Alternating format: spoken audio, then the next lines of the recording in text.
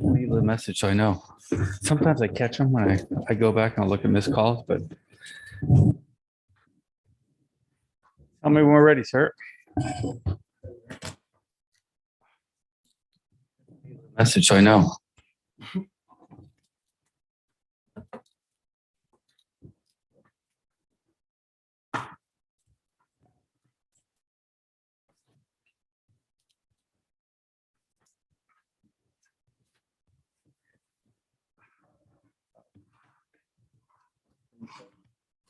It's a little awkward. I don't see this TV on that screen.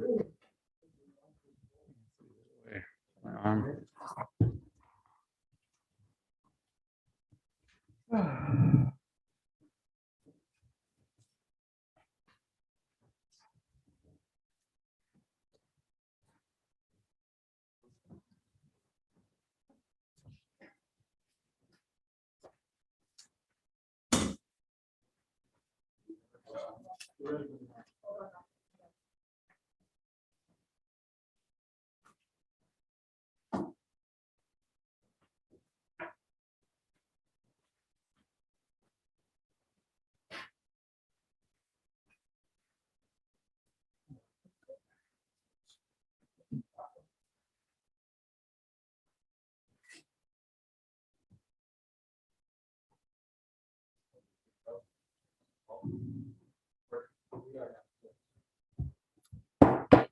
This time we're going to call to order the meeting of Monday, February 7th, 2022.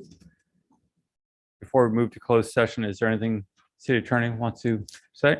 Yes, sir, Mr. Mayor, thank you. If the city council so moves, it will go into closed session to discuss the items agendized for closed session discussion. That would be specifically items 1 through 3, public employee evaluation pursuant to Government Code Section 54957, positions city attorney, city clerk, and city manager. And also item number 4, conference of legal counsel, anticipated litigation pursuant to Government Code Section 54566.9B, 2 potential cases. Thank you, sir. Is there any speaker cards? Is there a motion to move to closed session? So moved. There's a motion. Is there a second? Motion and a second. All in favor? Aye. Aye. Motion carries.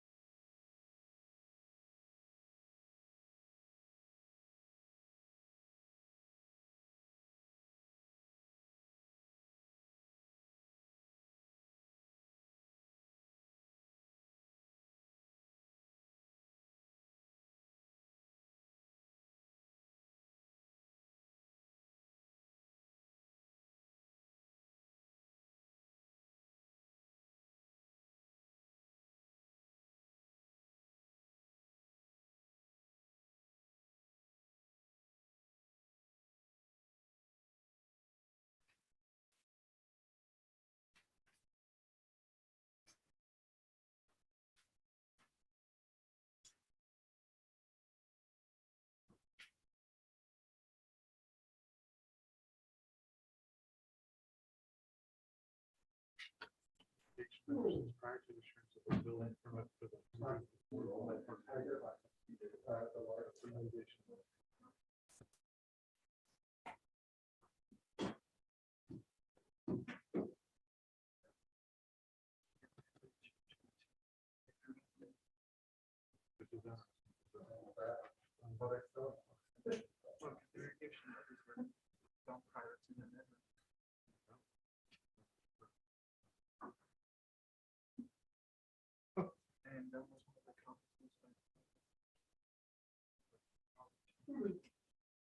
it's actually, yeah, prior to issuance of the building permit.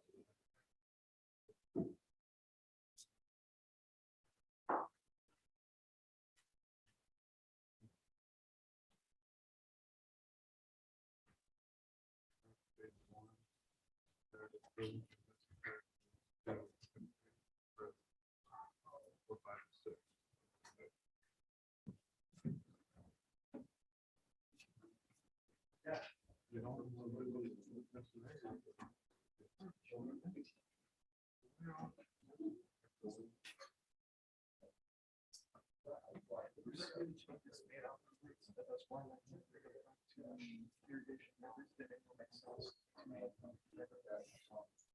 yes.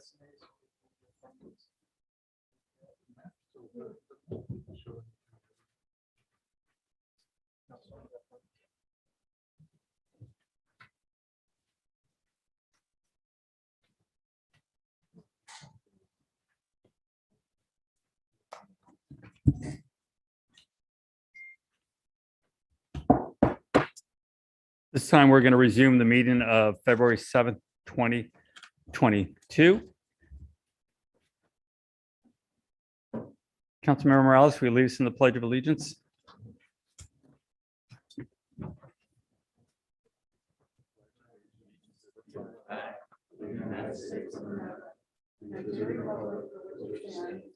One nation, under God, indivisible, with liberty and justice for all. Thank you. We'll go to roll call, please.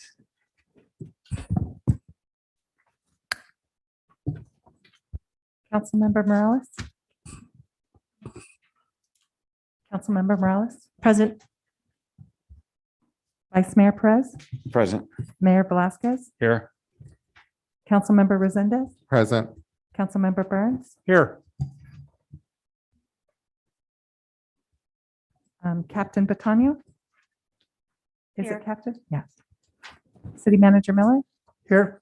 City Attorney Epperson? Here. Thank you. Agenda posting. The agenda for the City of Hollister City Council regular meeting of February 7th, 2022 was posted on the bulletin board on February 2nd, 2022 at 2:35 PM per Government Code Section 54954.2. Thank you. Thank you. There's a request to move E1 up. Public hearing. Did you want to read that or do you need to? Go ahead. We need to move item E1, a public hearing on redistricting noticed for a time certain of 6:30 PM.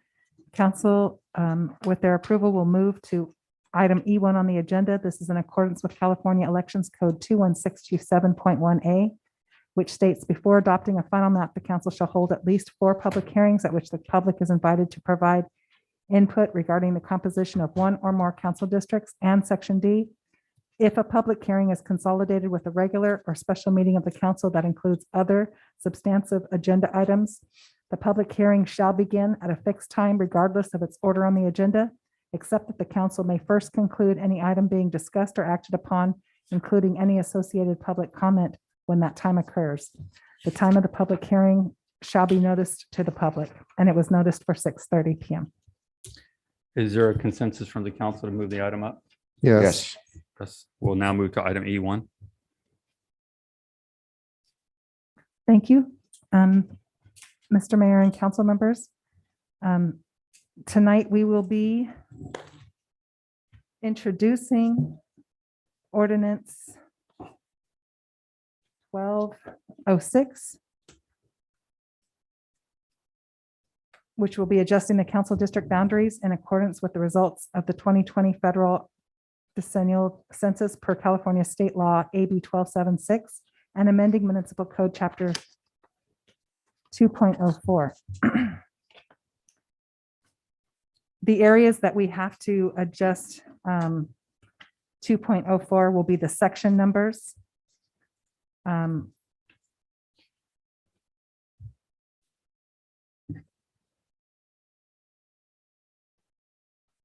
just going to skip to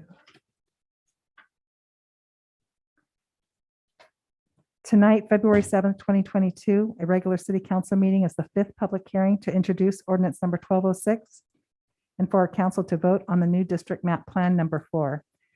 As of January 21st, 2022, the city clerk's office had not received any comments, emails, phone calls, submissions of maps, and no comments on social media from the public in regards to redistricting.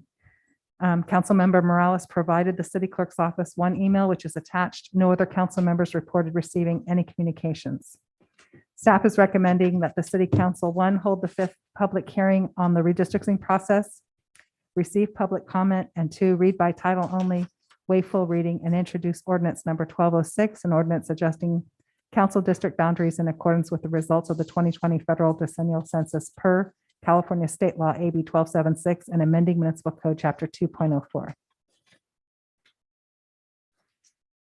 Title of the ordinance would be an ordinance of the city of Hollister adjusting council districts boundaries in accordance with the results of the 2020 federal decennial census for California State Law AB 1276 and amending municipal code chapter 2.04. I do have Shelley on if you should have any additional questions or want to see any of the other maps. Thank you. Thank you. Any questions from council members? Okay, at this time we'll open for public hearing. Do we have any speakers?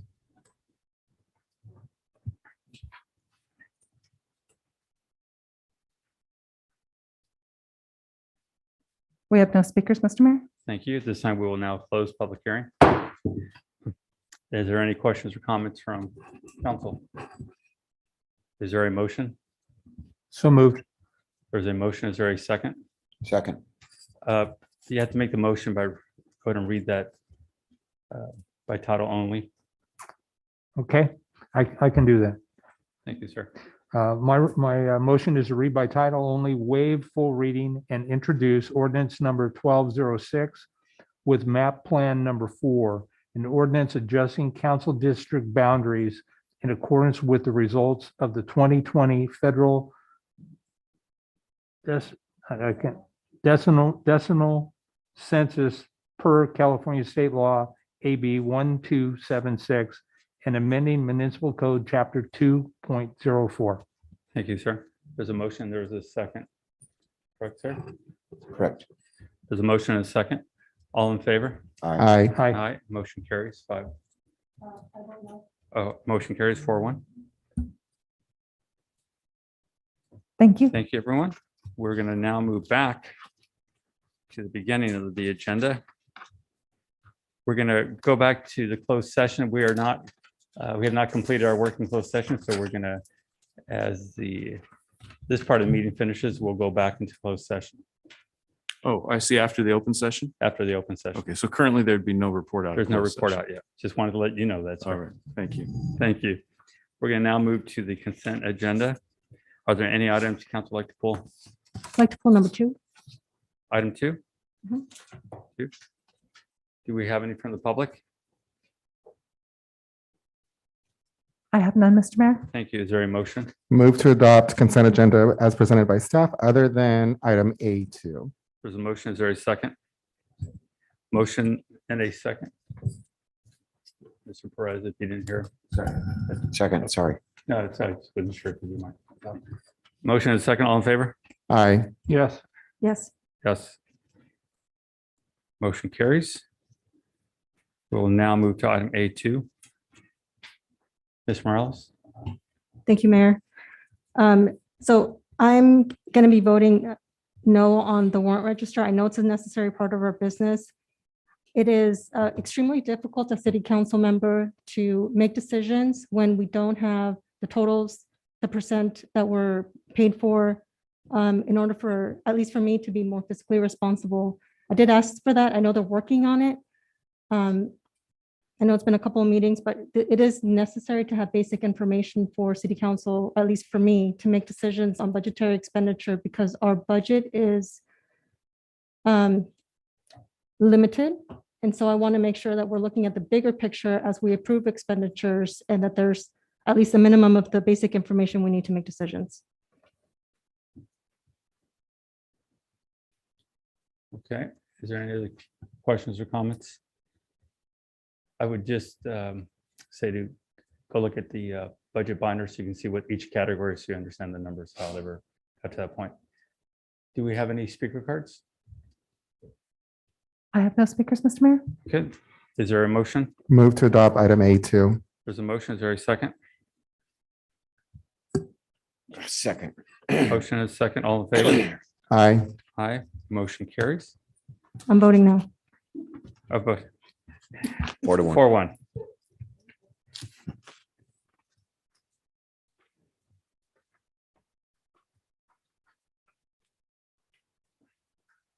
We're now going to move to public input. This is the time for anyone in the audience to speak on any item not on the agenda and within the subject matter jurisdiction of the council. Speaker cards are available in the lobby and are to be completed and given to the city clerk before speaking. When the city clerk calls your name, please come to the podium, state your name and city for the record, and speak to the city council. If you are joining us by Zoom, please click on the bottom of your screen to raise your hand. If you are joining us by Zoom using a cell phone, please press *9. Each speaker will be limited to 3 minutes with a maximum of 30 minutes per subject. Please note that state law prohibits the city council from discussing or taking action on any item not on the agenda. Do we have any speaker cards? Yes, Mr. Mayor. Loretta Avina.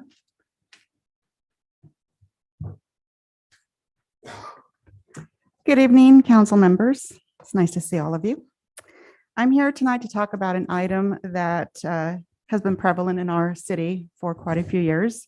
I'm talking about the unlicensed food vendors that are prevalent every weekend on our corners of our streets. Specifically, the one that's really come to my attention because it's close to where I live is on Memorial and Hillcrest. This is a public health issue. These are unlicensed vendors and they do not hold a health permit. This is a liability for the city because should anyone who by their free choice purchase an item and then ingest it and become sick can essentially hold the city liable because this falls under the city's watch. I have called on numerous occasions the non-emergency police line and have asked an officer to go out there and cite them.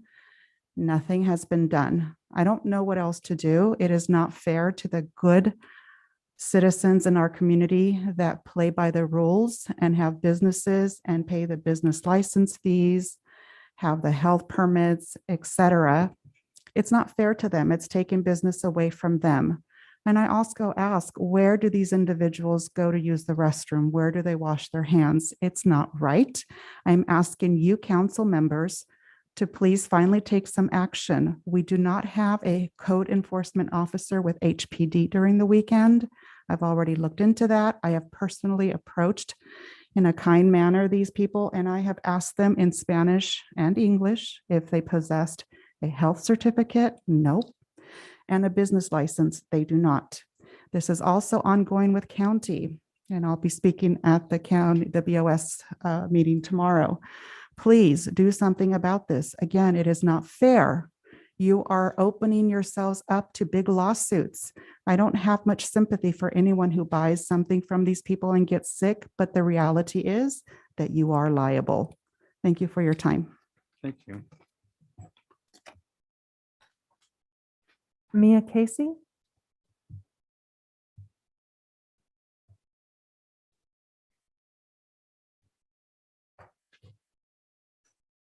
Unmute. Hi, this is Mia Casey from Hollister. I submitted a letter to each of you regarding a recent Planning Commission decision to grant a 1 million square foot fulfillment distribution center known as Project Almond a conditional use permit. I had intended to file an appeal for reconsideration last week, but discovered that Hollister has no separate process other than that which is filed by an applicant or landowner, and it requires a substantially prohibitive $3,700 fee to file. I'm not sure why the city of Hollister does not have an appropriate process for the general public to be able to file an appeal. I know San Jose's planning department does have one with a fee that is much less than one required for landowners and developers. Regardless, Project Almond needed to obtain this CUP because, according to Mr. Prado, and I quote, "The industrial park business park zoning district does not permit warehouse use within the district." This should have raised red flags, but instead the CUP was rubber stamped and pushed forward by the Planning Commission. The CEQA environmental impact report that was completed on this industrial park is over 20 years old. At that time, no consideration or review was done regarding impacts from a massive warehouse, fulfillment, and distribution center. It's bad enough that we've got Amazon warehouse pushed through so quickly, but this facility is going to be 8 times larger than Amazon. The damage to our community will be significant, including the addition of 200 semi-trucks and 80 vans every day to an already overburdened Highway 25 and 156, significant wear and tear to roadways from huge trucks and vans, and an increase to our air pollution from all the additional vehicle travel. While the city did conduct a traffic study for Project Almond, it primarily focused on traffic flow. Their solution was to force the businesses to adhere to a daily schedule of the time trucks can travel to lessen traffic impact. The study didn't consider wear and tear, nor did it review the impact to our air quality. You know, I'm a staunch supporter of new business for our city and county, and I'm certainly not trying to stop this project, but quality of life for residents is also very important, and that's why I'm speaking today. I'm asking each of you to please reconsider whether this conditional use permit should be allowed to stand or whether further CEQA review is warranted. I fear we are heading down a path that will impact our community and way of life for decades to come. Now is the time to act to temper and protect the public against those impacts. I urge the City Council to agendize this topic. I would like to see a reversal of the conditional use permit until an amended CEQA review of this massive project is completed. Thank you for your time and consideration. Thank you. Elias Salinas.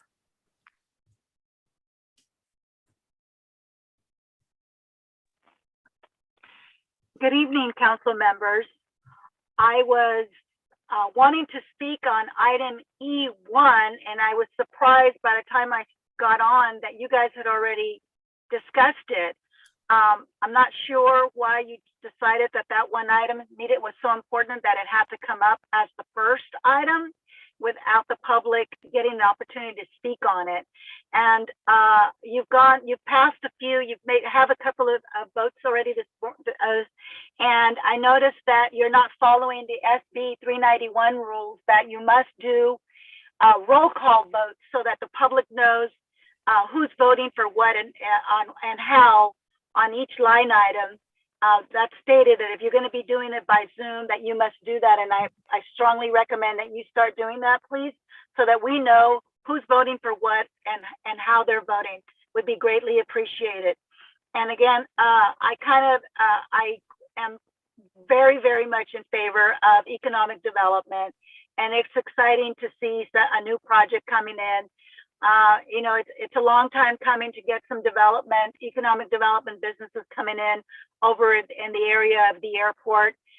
Although if the report is 20 years old, I don't understand why the Planning Commission and or the council would try to approve anything without bringing it up to date.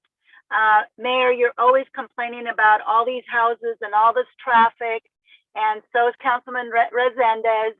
And so it surprises me that you would allow something like this, knowing that it's going to bring in some traffic, that you wouldn't go through the proper channels and get a more updated report on what is going to be happening and how it's going to impact the city of Hollister. So if you all could do that, I would be really appreciative. I'd also like for you all to bring back to an agenda to discuss. I know you got a report, but you must discuss as a council member trying to get Gavilan College hooked up to Hollister sewer system. If you do not approve that the Gavilan get hooked up to Hollister, you're placing the college funds that are our tax dollars to be lost and returned and turned over to Santa Clara County. And that would not look good on any of yours watch, that you have the opportunity to have this project go forward. So please, the future agenda, and soon try to make it so that we can get going on this college project. Thank you for letting me speak. Thank you.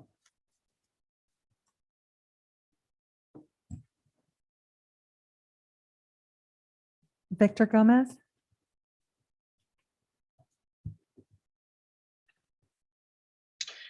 Hi, good evening, Honorable Mayor, members of the council, City Manager Miller. This is Victor Gomez representing the applicant of a pre-zone application, Resolution 2021-147, that was considered last year. And again, I brought this up at the last City Council meeting, but unfortunately it was kind of shoved aside.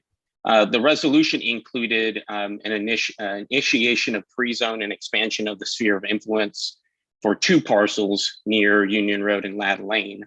So I'm here once again requesting that that resolution be brought back before the council now that the applicant and his family are in better health and we're all prepared to advance this discussion.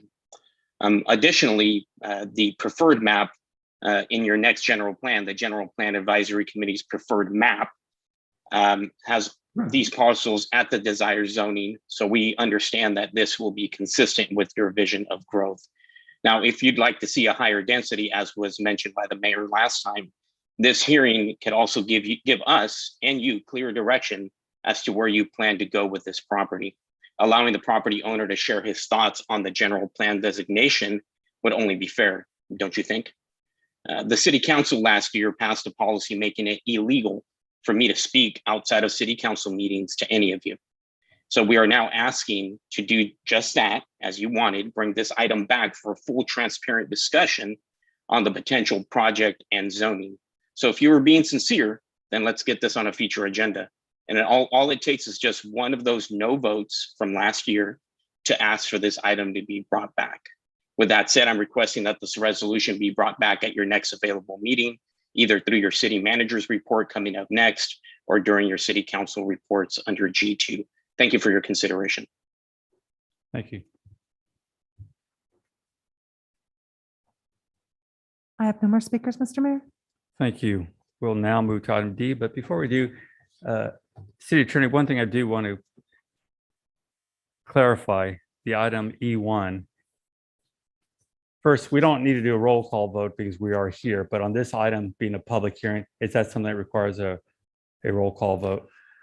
Mr. Mayor, you're correct. Because we all are here, it does not need to be done by a roll call, and it was handled appropriately, and you stated what the result of the vote was. I did hear, and I'm sorry, I think it was Councilmember Morales stated no. that she was a no vote. Yes. So I think that was clear that the motion was adopted 4-1. Okay. Just want to make sure for the record. Thank you. Thank you. We're now going to move to item the city manager's report. Correct. Thank you, Mayor. So in regards to code enforcement for the unlicensed business, especially on Memorial and Hillcrest, we'll look into that. I think there's a gray area if that's the county or us, but I do know code enforcement is planning on going out in the near future, one of these weekends, to address some of those vendors, because we agree that we do not want unlicensed vendors. In regards to CEQA for Project Almond, we have been reassured over with our CEQA expert that we had followed the rules correctly. And so hopefully that addresses that item. And that's all I have to report. I think it's, again, if you could mention to the public that a traffic study was done for this. As I Correct. Yeah. understand it. So I think it's Traffic study important. and analysis, and there's also other items that they have to do for that in that location. So we are working with them right now with the different agreements. Thank you, sir. We'll now move to item D2. D2, actually for myself, I just last week attended the city managers conference where I got some great ideas, met some good mentors, as this was the first conference I've gone to for the city managers, mostly because of COVID. And so I appreciate the council for allowing me to go. That's all I have to report. Thank you, sir. We are now going to move to item E2. It's a public hearing also.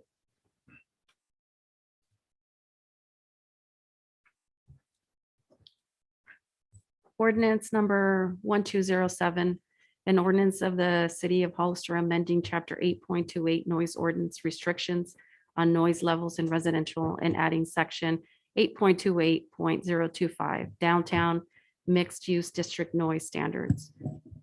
This ordinance will amend the established noise ordinance and include decibel level and time restrictions to noise being generated and add a new section 8.28.025 concerning the downtown mixed-use district noise levels. This is the first reading and introduction of this ordinance. Recommendation, read by title only, waive full reading, hold public hearing, and introduce an ordinance of the City of Hollister amending Chapter 8.28 by adding Section 8.28.025 downtown mixed use district noise standard. Thank you. Is there any questions from council? Go ahead, sir. Thank you. Just a couple of questions. So I was wondering about the part of the ordinance that says remain anonymous. Is this a common practice? And if not, what is the rationale behind that? It is a common practice. There is a lot of citizens that do want to remain anonymous due to retaliation from their neighbors. That's what I figured, but I had that question. And then the other thing, it said numerous complaints. So are the numerous complaints from the same person or are they a number of different people? I was wondering about that. Normally, it can be from the same neighbor, but I mean, it can come from the surrounding area as well. And then I was just going to suggest next time we have an ordinance, if we're going to change something, and if we can strike out what was changed exactly so that we can see what part of the ordinance was changed. And that should be, I think, for everybody. Those are my questions. Thank you so much for answering those. Councilmember Burns? Thank you, Mayor. Captain, I'm wondering, is when somebody violates this, it's clear to me the goal is to get their voluntary compliance, having read the proposed ordinance. However, when somebody fails to cooperate, will they be issued a citation? I thought I read that. Yes, And correct, sorry. No. So can you confirm, is it going to be a criminal citation or an administrative citation? It would be an administrative. Okay. And so the appeal process or the due process for that, I presume that's covered in another part of the municipal code so that if you gave me one and I didn't agree with it, I could contest it, correct? Yes. Okay. And will it be the property owner or would it be the party? If it was a party, if it was a party, would it be the party giver or would it be both? If there's a responsible that shows while the officer is there and willing to take the citation would be provided to the person taking responsibility for that loud music noise complaint.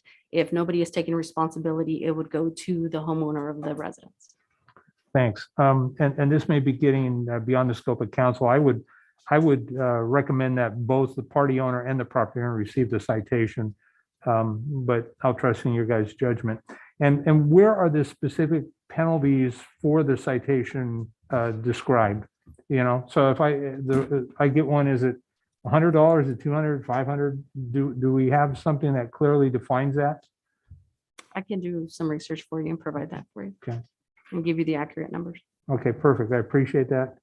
And as you and I have recently discussed in other conversations, not council direct related, I'd also like to see there be a component in this ordinance or a specific ordinance that talks about finding people for multiple police responses, kind of similar to when you have multiple police alarm, burglar alarm calls, something very much along that line, because we know this is a significant drain on our limited resources. And my sense is when people respond to different noise complaints, you know, it's one thing if it's an air conditioner on somebody's house, something different if you've got a party with 100 people. My sense is you'd send more than one officer, and I would like to see us aggressively pursue cost recovery in those issues. And so I just put that out as a request as well. Thank you, Captain. Thank you, Mayor. That concludes my questions and comments. Thank you. Councilmember Morales? Thank you, Mayor. Similar questions. I'll get to the point.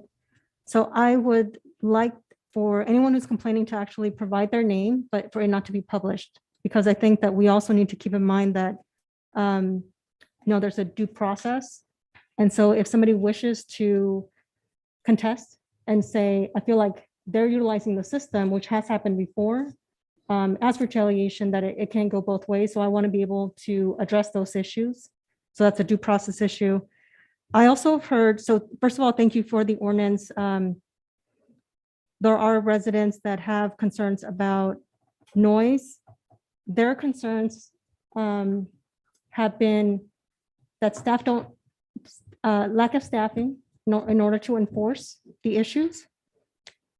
And at least the people that I've spoke to wish to not cause harm in terms of financial penalties. They would like to see a mutual agreement. So they're happy to have the issue resolved, but if it doesn't, then they get really frustrated and actually want for them to be fined. So I like to see a balanced approach for this. This is a concern, I think, for many residents, especially when it's a combination of residential and commercial. But we also need to make sure that it's balanced in terms of the people that are complaining and the people that are causing the noise. Did it, ma'am? Okay. I want to say thank you. This has been an ongoing problem for years, and it's very frustrating to have the police department go out over and over again and really can't do anything because nobody would sign a complaint in the past.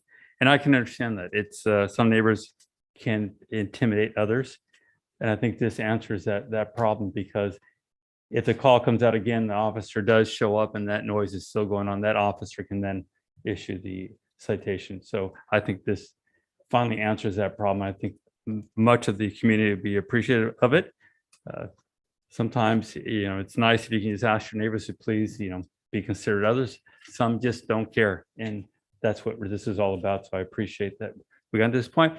And I also appreciate that the staff has moved forward on the downtown zone. So that was a lot of good work done by staff. And I appreciate all you guys' hard work on this. So at this point, we're going to open the public hearing. Do we have any speakers?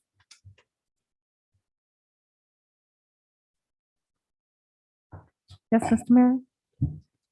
Jason Noble. Good evening, Mayor and Council. I must apologize. When I signed up for the Zoom meeting, the request was to be heard under public comment, not under this agenda item, and I was not called upon. May I take 30 seconds to indulge you and Unfortunately, no, we can't. It has to be on this item, sir. Understood. Thank you. Thank you, sir. My apologies, Jason. Elias Salinas. Thank you. Good evening again. So it would be very interesting to know how many times must law enforcement respond to the location by one individual calling, and then they respond. And I know lack of staffing, they don't respond. By the time they respond, it's over and done with. And then they'll call again the next day or the next weekend. So I know that those things can happen, as well as numerous phone calls. But then if you do go out there and it's witnessed by the officer, then the officer can do a citation. And I would be very interested, as Councilman Burns, what is going to be the penalty? And then there is an appeal process. And let's say the penalty is just $100. I'm just saying $100.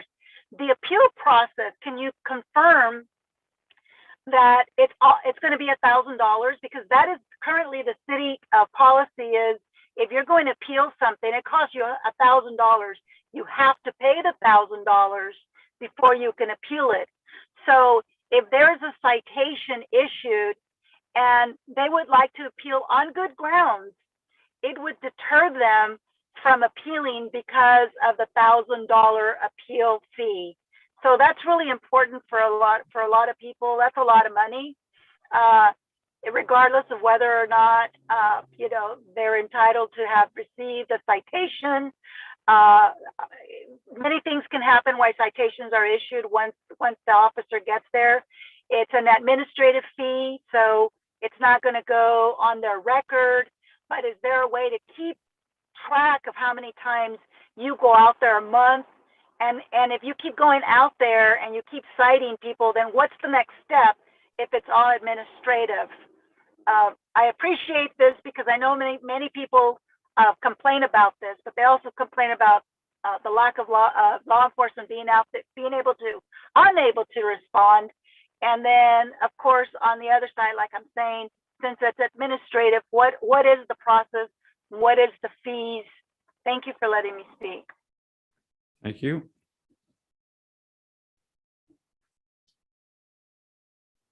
Jennifer Coyle.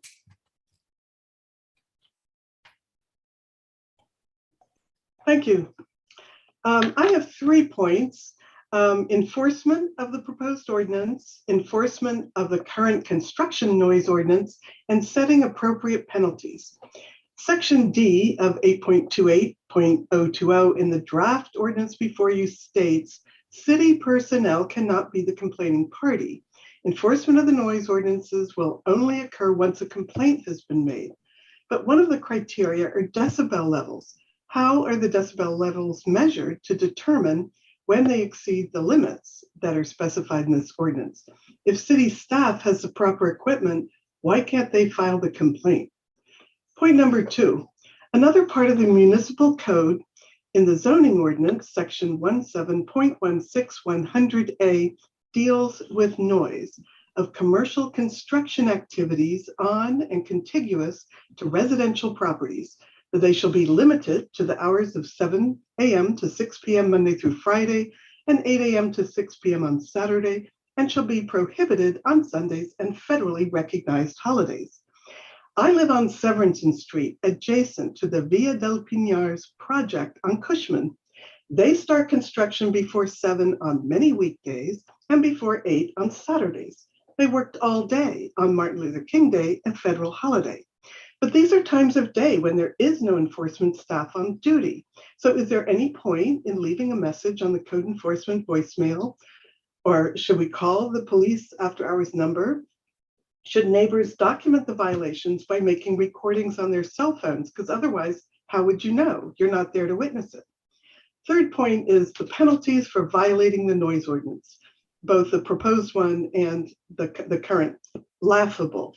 $100 first offense, $250 second offense, $500 third offense.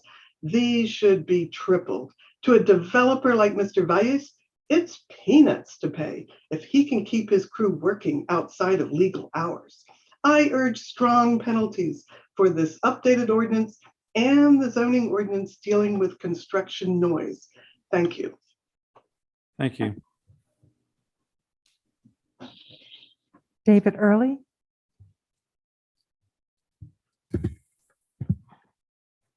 Good evening, council members. I just wanted to identify myself that I'm here. As many of you know, I'm your consultant for the general plan, and I was also asked by staff to write the portion of the amended ordinance that is regarding the downtown. If you have any questions on that, I'd be happy to answer them. So I just wanted to let you know I'm available. Thank you, sir. We have no more speakers, Mr. Mayor. Thank you. This time we will close public hearing. Come back to council. Is there any questions from council? Councilmember Resendez. Thank you. Not so much questions. I think that the council and the public brought up some good points, and I'm not 100% entirely comfortable with the way the ordinance is written now. What I would like to see is for you to take all the feedback from the council and the public and to come back with an ordinance that's a little bit more specific. I think that the member of the public that brought up the point about the decibel level, I think that was a very good point, right? It's in here. Do we have the tools to identify what the decibel level is? And if we do, then why can't law enforcement go ahead and enact that? Also, I really appreciate the work that you put into it and the consideration for the downtown businesses, the protection for the businesses. Why can't we just identify what that is too? Why it sounds a little bit vague to me, like we're going to, I forget where it is, but it says we should consider, but why can't we just identify that now, what that decibel level is for the businesses and write that into it, right? It is in there, sure. What the decibel level is for the businesses? Yes. Okay. And then the names, I'm not sure if I necessarily need their names. I just want to ensure that it's not just one person, so to speak, that is filing the complaint a number of times I guess I need more clarity on that. And Councilwoman Morales did bring up a good point as far as due process goes and being fully transparent with that. So those are my concerns. I'm not 100% comfortable with the way it's written now, and I'd like to see exactly what was stricken out of the old one versus the new one. Thank you. Councilmember Burns? Thank you, Mayor. Just a couple final thoughts as well. Mr. Miller, can you explain what the hardship waiver process is for appeal? Because I get it. If I'm getting, as Ms. Salinas suggested, $100 ticket and it's going to cost me $1,000 to appeal it, it's definitely going to have a chilling effect on the due process. And so I presume that there is a formal process for appeal, and it would be if the party could prove that they didn't have the means. And then again, I think the cost of the appeal shouldn't be so excessive that it discourages people from trying to exercise their due process. Can you speak to that, sir? Yeah, you are correct. We do have a hardship waiver form that the individuals fill out, and then we will get back to them and verify that information. And most times those are honored. I think the more times we're a little bit stricter is for fireworks. But if somebody does not meet the hardship waiver, they are to pay their fine. As one of our speakers said, most of our admin citations start at $100, so that they would have to pay that part. So it's not a prohibited amount. Thank you. The other question or comment for you is, I presume that as a general law city that we're required to follow the government code, and government code, as I understand it, speaks to the fine specifically. Correct. And frankly, I couldn't agree more with one of our speakers about how unfortunately it could in essence be the cost of doing business. But I also believe there could be a stricter interpretation. For example, if the first fine is $100, the second one's $250, and the third is $500, and you could have multiple violations in the same day. So if the police responded and gave them an hour to turn it down, they didn't. They go back, they give them a ticket for $100. They go back in an hour, they give them a ticket for $250.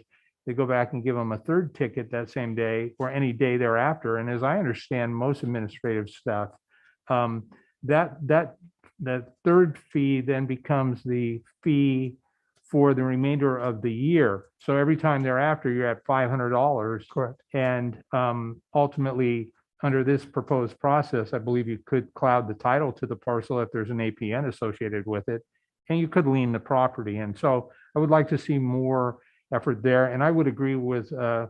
Resendez as well. I'd like to see a more robust conversation about it, but I would like it to move forward. I do recall having one of the residents in my community call and complain, and I know our chief was very concerned about that. And I don't know if this was the end result of that or not. I know that you guys were going to look at something I thought that the city of Salinas was doing, but either way, I think we could drill down further and be more clear and have a more broader presentation, to potentially maybe a PowerPoint presentation or something to answer those questions.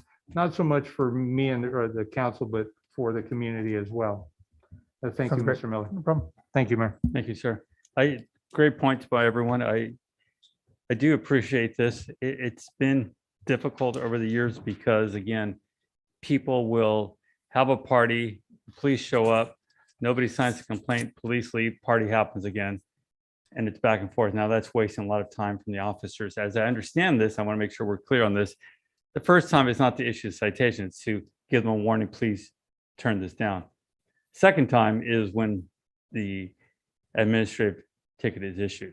So there is a process there to say, hey, do us a favor, do your neighbors a favor, please turn this down, have a good time, and hopefully we don't have to come back. I do like the fact that, as Mr. Burns pointed out, if we keep coming back, it keeps going up.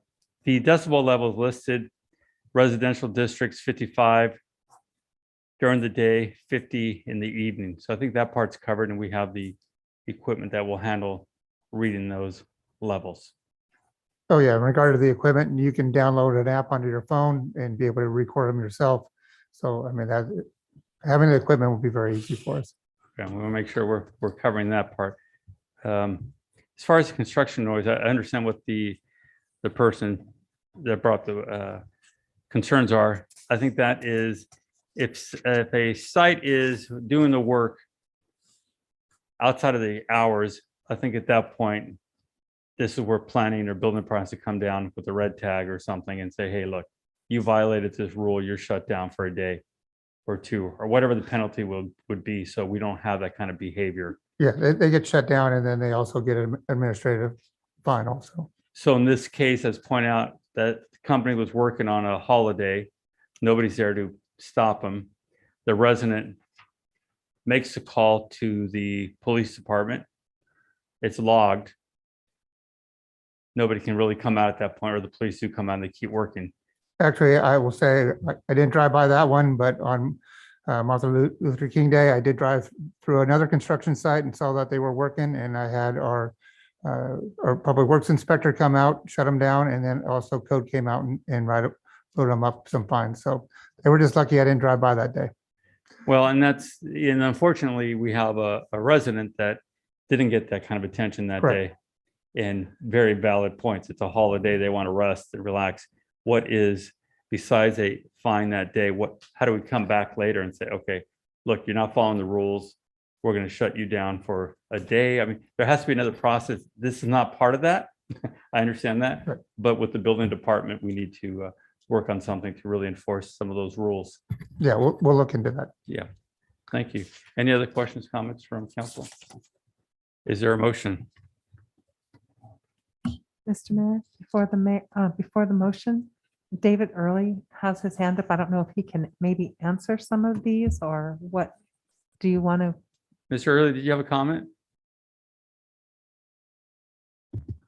I only wanted to, I'm happy to answer any other questions, but there was a question as to whether there was a specific noise limit regarding the downtown in the ordinance. And Mr. Mayor, you did already answer that before I raised my hand. So I don't need to comment further, but I do want to confirm that the text of the noise ordinance does have a numerical limit for decibels for the downtown that is purposely higher than the one for residential areas. And it is a specific decibel level that's in the ordinance. Thank you, sir. There was a motion or another comment, sir? Actually, a question. I was wondering if Mr. Epperson could clarify, because I think, unfortunately, law enforcement works in a beyond a reasonable doubt field, and administrative citations and civil things are preponderance of the evidence. Mr. Epperson, if you could speak to that, because I'm not convinced, frankly, the day after, if that person would have ran video like they suggested they would, I would think that that could be used as evidence, as long as there was a clear flow of that from that party to the code enforcement officer to move forward at that point. And maybe, at that point, it's already after the fact, but you could still issue that citation. And Mr. Epperson, could you speak to that, please? Certainly, Councilmember Burns, and you are correct. That would be a preponderance of the evidence standard, which, just to clarify for everyone, means more likely than not. That it was guilty, or more than likely than not guilty. That's the standard, as opposed to beyond a reasonable doubt, which is a much, much higher standard. I would ask, can I just have a moment to make one other statement? The changes that are proposed here, I think has been very helpful for staff to hear what the council has to say, but they're significant enough that the staff will need to bring it back again for a first reading. Just wanted everyone to be clear on that. So I would ask that if you make a motion, it would be simply to bring it back pursuant to the direction that's been given, or you could just give direction to staff. We can move on to the next item at whatever point you're ready to do so. And what changes would be significant enough that you heard? Well, what I heard, and correct me if I'm wrong,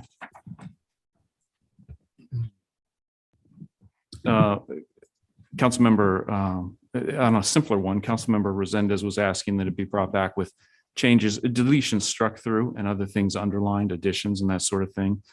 A greater discussion, or perhaps even laying out in this code exactly what those administration fines would be. Considering whether something is fined for multiple violations, and if so, if it can be recovered, if multiple police officers have to appear at the scene as opposed to just one. A discussion of how the decibel levels will be measured. That may or may not actually end up in the ordinance, but that's a concern as well. And then, although the city manager pointed out that we do have a waiver, a hardship waiver available, perhaps specifying that in the ordinance. Now, if that's not the case, or I didn't understand correctly, then perhaps we don't have to bring it back for a first reading again. Thank you, sir. But that goes beyond, if we were actually going to bring something back that incorporated all of those changes, that goes beyond the typographical error, small corrections, that sort of thing. That's normally expected if you don't have to bring it back for another first reading. Mayor, real quick, I don't have the code numbers, but for municipal fines, that is already stated in our municipal code plus the appeal process. Like I said, I don't know the numbers off the top of my head. There are stated. I could write that. I'm gonna be done here pretty soon.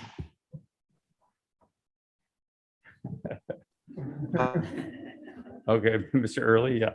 Okay, Mr. Resendez, do you have another comment, sir? Well, I mean, if we're just talking about, if we've got somewhere where it's talking about administrative fines, then that's taken care of. And just striking through, I don't think that we should have to bring that back just to show that it's what's striking through or what's not. I think those were the two major ones.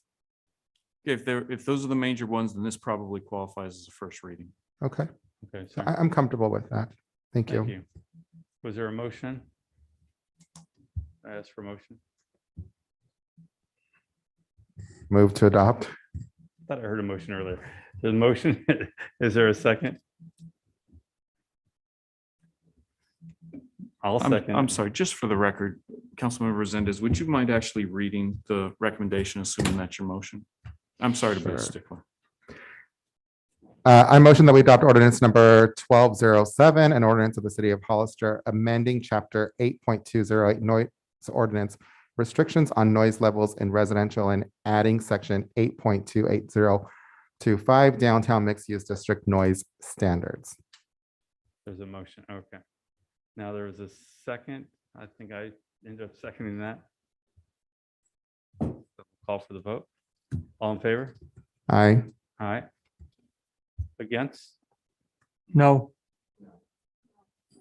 No. I'd like to make a counter motion. Okay, sir. I'd like to recommend that it be brought back for first reading to a date specific.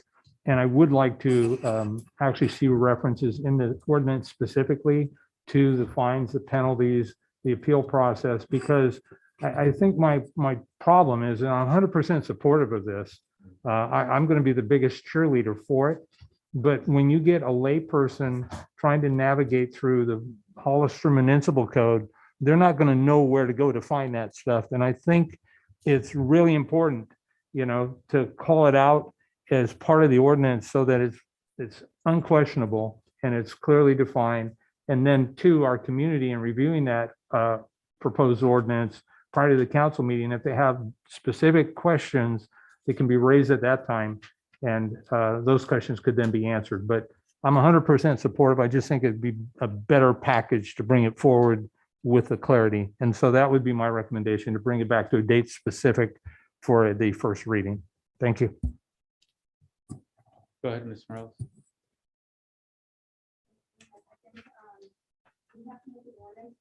I'm sorry. The ordinance should be clear. It shouldn't have residents contacting their city council, then the city manager, then the code enforcement, and continuous follow through. It's a lot of time and energy and resources for something where if we strengthen the policy and make it clear, it would be more efficient. Our residents would be less or a little bit less frustrated with the noise and actually have the outcomes that we were intending to. So thank you for that. Thank you. So just for clarity, the process is calling the police department. It's never about calling the council members first, correct? It was straight to the police. So I just want to make sure. Yeah, I always recommend if they're in this situation or if there's emergency situation, please call 911. That's what they're there for. If you call the council member or myself, all it does is delay response. Go ahead. Yeah. That is correct. I think when residents are frustrated with the current process, then they reach out for the next layer to obtain support. And that's why we're seeing these issues come up, is because the current system's not working and we need to strengthen that process. Thank you. The only, if I can, sir, Mr. Burns mentioned something I thought was very important. He mentioned the first fine, second fine, and then the third fine. And anything after that, from that point on, is third fine level, correct? So if the following week, the person has another disturbance at that residence, that is a level. And make sure that's clear on the rewrite. Okay, we can do that. Ms. And I Burns, believe is you're that correct, correct Mr. what you Mayor. were- Is that, did I hear you correctly? Yes, Mayor, I would consider that a strict interpretation of the code.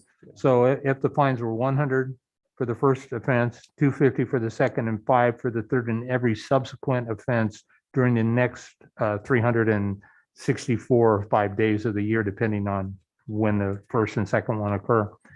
Because at that point, $500 a pop, if that's what the government code says the fine can be, that's going to get somebody's attention eventually. And that's the other part I was going to ask you, sir, for your counsels. Under general law of the city, the max fine we can issue is a $1,000 fine. So is that level, are you willing to go higher with that third fine? Yes, I mean, I would, let's light it up. Yeah. Whatever the government code says.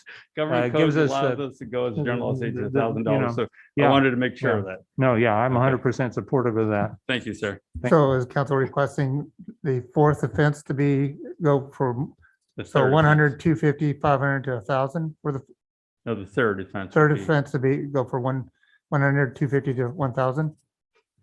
I would say whatever the max under the government code Okay. that regulates that. Okay. Absolutely. Okay. Mr. Sanders, you had another comment? No, I was just going to say, I'll second the motion. I'm just wondering for what date. The date would be the 22nd, is that correct? Time certain, the date certain, would that make it by that time? The 22nd? Yes? Yes. Okay. All right, so that is the motion.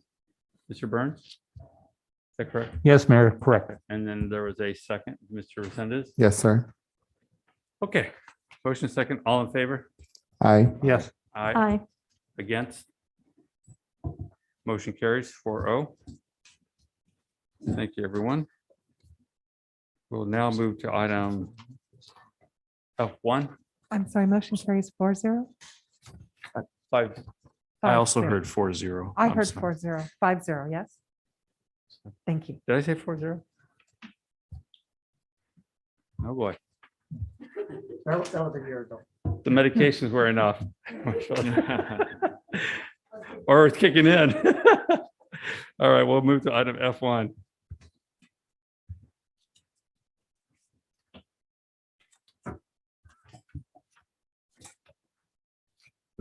Good evening, Mayor and council members. This next item is requesting an approval for a supplemental appropriation from Fund 216 to purchase additional speed humps. As the council know, we're doing a lot of traffic calming throughout the city, so this will be the time to purchase additional speed humps as we start to run low on some of the speed cushions that we have. Within the staff report, there's 3 different quotes for the council to direct staff as far as moving forward with 100 locations, 200 locations, or 300 locations. Thank you, sir. Any questions from council? Councilmember Burns? Thank you, Mayor. So to be clear, that was 200 locations, or is that 200 cushions, 400 cushions and 600 cushions? No, so that's just the quantity. So when they do one location, there's going to be several speed humps. So that's why they quantify it as locations instead Okay. of individual speed humps. Okay. So in this case will be for 100 locations, 200 locations, and 300 locations. Okay. And so one of the things at the previous conversation, Mr. Miller, I think you mentioned that the county and the city of San Juan Bautista had expressed some interest as well. And I think one of my concerns was we were looking at maybe some volume discount pricing. And when I look at the 200 locations, that pencils out to be $957.93 per location. The 400 was $956.16, and the 600 was $956.56. So I've apparently misunderstood, but so thank you, first of all, for doing speed cushions on at least 2 of the streets in my district. I appreciate that, and I'm getting a lot of positive feedback on that. But it's my understanding typically in a standard street that what I've seen is they do three cushions, maybe four. But so what is the price per cushion? Because, you know, if I'm looking at location versus cushion, I normally I think more is better, but in this case, I think less would be better until we see where it is because I'm cheap. And I would like to see what the county and the city of San Juan Bautista say, and if there is a way to reduce the cost. And so I'm still confused. I understand the dollars, understand what you said, location versus cushion. But so, for example, in the 200 locations, how much are we talking per location per cushion? Is that the 957.93 correct? Correct, yes. Okay, all right. So even though I didn't understand it correctly, I came out, this is where I don't have to show the math apparently, and I still got the right answer. So, all right. That's Yeah, those are and my unfortunately, a lot of times, the more you buy, the better deal you get. But on this, you could see that you're saving about $1,400 if you go from 100 locations to 200. And then from the 200 to the 300, you're saving about $1,400 as well. Right, and that's a lot of money. Thank you, sir. Sure, and I think, and I understand the the confusion. I'm looking at this also. So just to be clear for everyone, you see in the quantity, it says 200 and quantity 400, quantity 600. There's something wrong there. It's really 100 rows, and a row would consist of 3 cushions. Correct. 200 rows would be the next price, or 300 rows. And so everyone understands there might be a street, I think you experienced it on yours, where it might take 4 rows. So that might change how many are out there. But I think it's, and you pointed out 100, 200, 300. So that's really the numbers. The quantities here for some reason make it a little more confusing. The reason why the quantities are confusing is because on the tables that you see, it's only showing the cushion, but along with the cushion, there's also the anchors that go down. So Yeah. that's why the quantities don't match the 100 location. Right. So I just want to make sure that it's 100 rows, 200 rows, or 300 rows. And I did speak with the county and San Juan Bautista at our intergovernmental meeting, and they were very excited about having the opportunity to have some installed in their communities also. So I told them we could work with them if we chose to, if this council voted to move forward. Any other questions? Vice Mayor Perez? So just to make it more confusing, so we got 3 per row, and actually from my recollection, I got a crazy headache. From my recollection, there's 3 rows per 600 feet. Because isn't that the distance of the area that's supposed to be? Are you referring distance between cushion to the following cushion? No, in the total area. I'm not sure. Do you remember, Abraham? What do you? Because there's supposed to be, speed humps are supposed to be in a 600-foot area, correct? Between the next set, you're saying? That's what I'm asking. Yeah, so typically it's within 500 feet. So it depends. A lot of times it could be less, it could be more. We have to take into account that we don't want to place the speed humps if it's on somebody's driveway, so that may reduce the distance. But typically it's about 500 feet between one speed cushion to the next one. And so with that, you can put like 5 rows if you want, or is there a limit per rows of rows to put per street? That will depend on the street as well. So a lot of the streets only require 3 speed cushions. There's going to be some cases where you're going to be required to have 4. As far as distance, it all depends on the speed limit as well. How fast are they going? So typically, like I said, usually you want to have speed humps every 500 feet. But there is not a standard for us to say, okay, this street is going to get 6 rows or 7 rows. It all depends once we do the traffic study. Okay.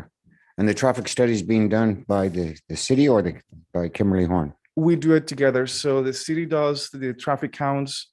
We collect the data for volume and speed. And then Kimberly Horn does the analysis as well. Okay, thank you.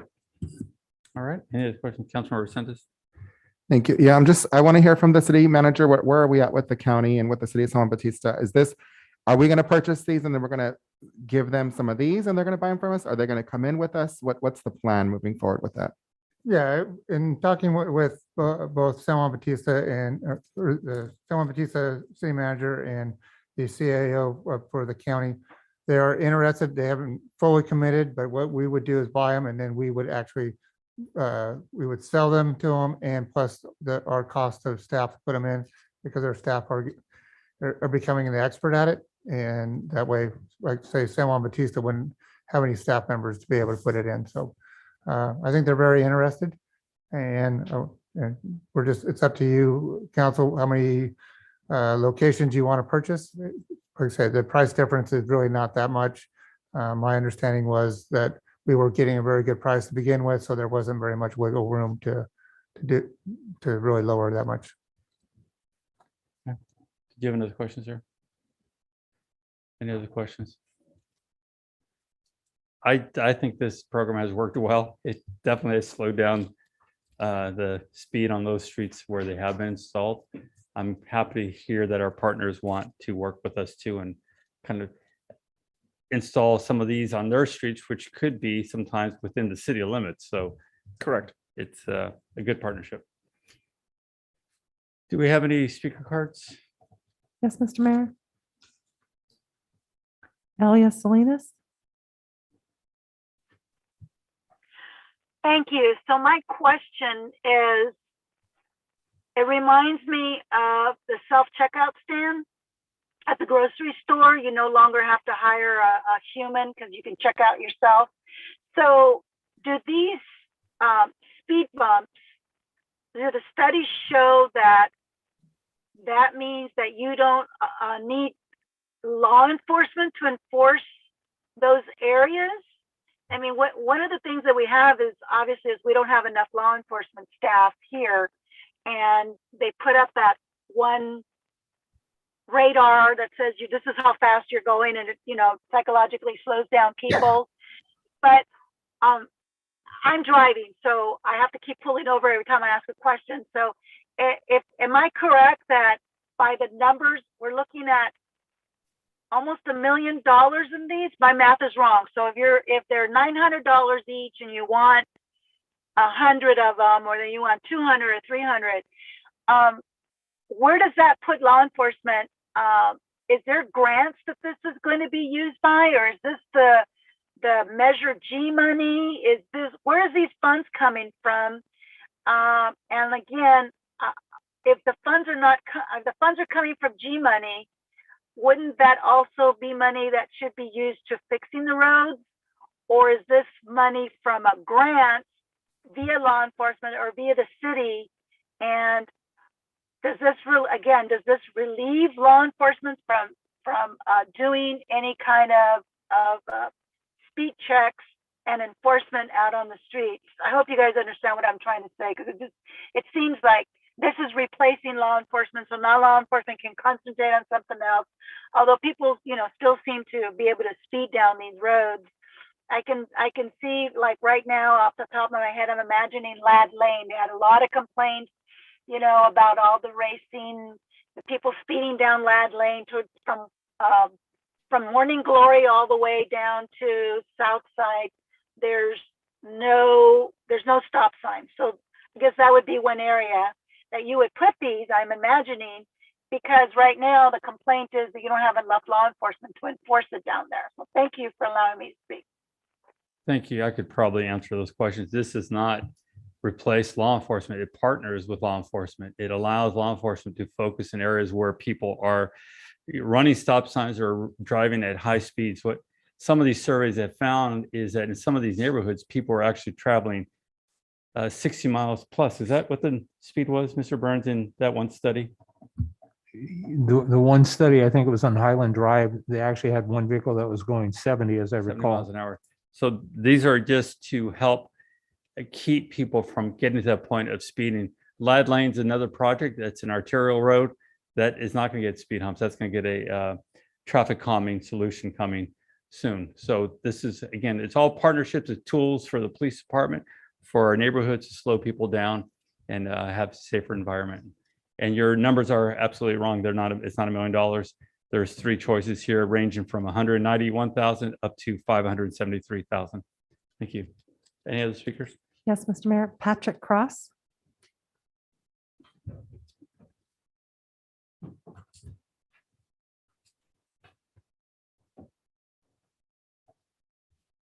Yes, good evening, Mayor, Council. In regards to the speed bumps, I live on Hayden. And from Hayden, from San Benito Street to Memorial, it's a drag race. It's got to be one of the smoothest streets in Hollister. And we get nothing but drag racing from motorcycles to trucks, diesel trucks, then that gives you the noise. Then there's also school buses, city buses. It doesn't matter. And diesel trucks with groceries going up and down Hayden Street. And it's getting worse and worse. They'll drag race down one way, do a donut in the middle of San Benito Street and drag back the other way. And the speed bumps, I think, are phenomenal. I would say put a concrete one across, forget the cushions. If they've got to slow down, then they need to slow down. But thank you, and I appreciate the time. Thank you, sir. I did want to clarify something else I heard mention of Measure G funds. This is not Measure G funds that would pay for this. It's transportation funding. So we have more leeway with these funds. Thank you. Is there any other I have no speaker? more speakers, Mr. Mayor. Thank you, Mr. Resendez. Thank you, Mr. Mayor. I'm going to make the motion to adopt resolution number 2022-13 with the highest quantity presented by staff. Okay, there's a motion. Is there a second?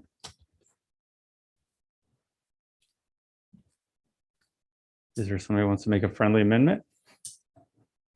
We do this once.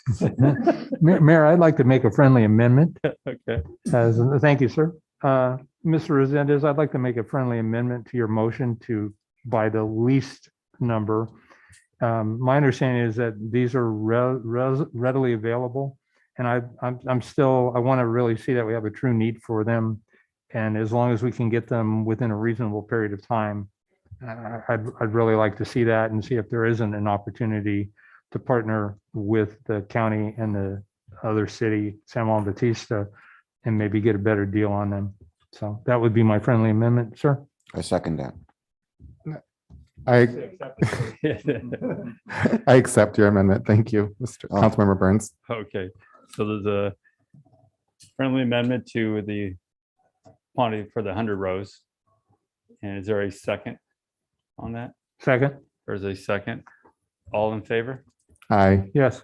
Yes, Yes. Yes. I'm confused. So, It's the. no, I got it. It's for the purchase price of the 191,586.26. Correct. Okay. We have that. Thank you for the friendly amendment. So we can move forward. We'll now move to item F2. Thank you, Mayor. Staff kindly asked that council withdraws this one. We've got some changes to it, and engineering would like to present this in the future once they have everything, all the changes made. All right. Is there any questions from council? Do we have any speaker cards? I have no speakers, Mr. Mayor. Is there a motion to withdraw? So moved. There's a motion to withdraw. Is there a second? There's a second. All in favor? Aye. Yes. Aye. Yes. Yes. Motion carries. We'll now move to item F3.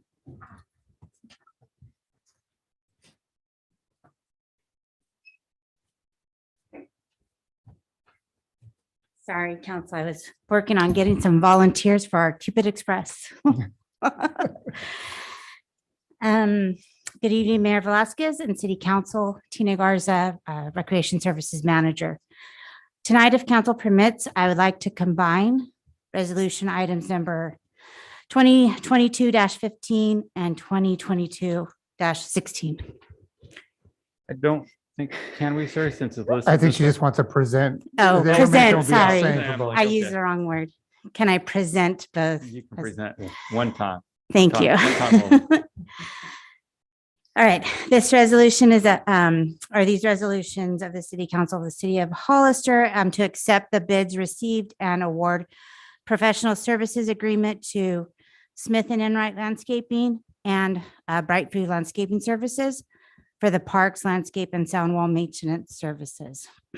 Staff recommends that the City Council adopt a resolution accepting the bids and award a professional services agreement to Smith and Enright Landscaping Services and Brightview Landscaping Services. Are there any questions? Any questions from council? Councilmember Burns. Thank you, Mayor. I'm sorry, but I do have a few. Sure. So in reviewing the staff report, how many bidders were there? I thought I counted 5, but I saw a red line consistently vertically down the page, so I presume that bidder bailed. Yes, there were 5 bidders. Originally, we awarded 3, but the one with the red line never, well, I take that back. The company did call back and kind of wanted to negotiate, felt like maybe they needed more areas in order for them to want to accept the bids that we offered them. But that's not how it worked. It went to the lowest bidder in different areas. Okay, and so I didn't see any local recipients. Did we have any local bidders? We did. We had 2 local bidders and they bid in, kind of put them in first through second place, or first through 5th place. And they were in the 4th and 5th kind of areas. They were our 2 highest bidders. Okay, so that's disappointing, I would say, because I would think their overhead would be lower. As I read this, the one contract for the greatest amount of money was a company out of Salinas, is that correct? Correct. And then the second bidder was out of San Jose? Yes. And so do you know if either of these folks either hire, employ, or would be willing to employ local workers? Because one of my concerns is many people know I walk my fair share of my district on a frequent basis. And the city manager can attest to, I light him up all weekend long about my challenges, and you're aware of that, I know as well.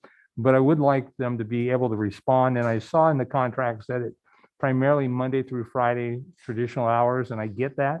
But I need a backdoor number, because I'm either going to be bugging them, or I'm going to be bugging you or the city manager. And We'll get that. you know, it's in your best interest, I guarantee you.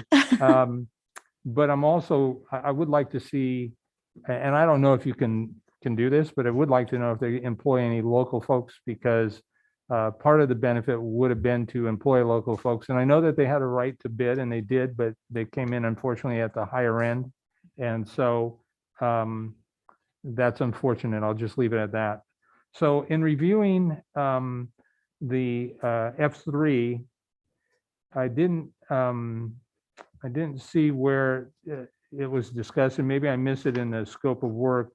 Does it actually include the removal and the replacing of plants? And if so, is that on a per diem per plant, or how's that going to be addressed? Yes, so they will remove any dead type of plants or trees, and then they will be replaced. They'll give us a quote, and then we'll let them know if we want it to be installed, or if we want to do something else in the area. Okay, and they're also, as I recall, responsible for the park maintenance at Clower Park. Is that correct? Yes. And so does that dollar amount include the maintenance and the mowing inside what is currently the fenced area? Yes. Okay. And I saw that referred to as Sunny Slope Village, but I presume that they're talking about maintenance on the perimeter walls down Sunny Slope and down Hillcrest as well. Yes, the area is called, we refer to it as a zone, and we called it Sunny Slope Village. And in the map, it shows the whole area, the whole perimeter of Sunny Slope. Okay, and so I didn't see any mention on Fairview, so I assume that Fairview is also part of that? With the zone, do you have the zone number in front of you, and I can? I'm sorry, do not. It's okay. If I can get back to you, then Okay. I will. Yeah, I just want to make sure that we're going to get complete service in regards to that. And Okay. I'm sorry, can we go back? You wanted Fairview? It is included. Yes, it is included. Okay, all Yes. right. I mean, I was that's, trying to- that's the longest wall on the whole Yes. project, actually. And so it's kind of been one of my passions for the past 14 months. So you have a attentive audience in me. And so I'm wondering, finally, my recommendation to the city would be that we work with the San Benito Water Resource Agency and Sunny Slope Water to ensure that as we move forward, we get drought tolerant, resistant plantings and an irrigation system. And I think they are undeniably the subject matter experts in Hollister. And so I would like to see us engage with them. And I've spoken with the Water Resource Agency in our last board meeting, and they seem to be open to that conversation. So that would include my comments on both projects. Thank you. Thank you. Thank you, sir. Any other questions or comments from Councilmember Morales? Thank you. And I apologize if this was done in a previous meeting. I'm just wondering, how does our Public Works Department going to be involved or collaborative? So can you talk about impact, and can you talk about, can we just start with there? Can I answer? Yeah, thank you. Yeah, so the Public Works Department will still be responsible for the emptying of trash.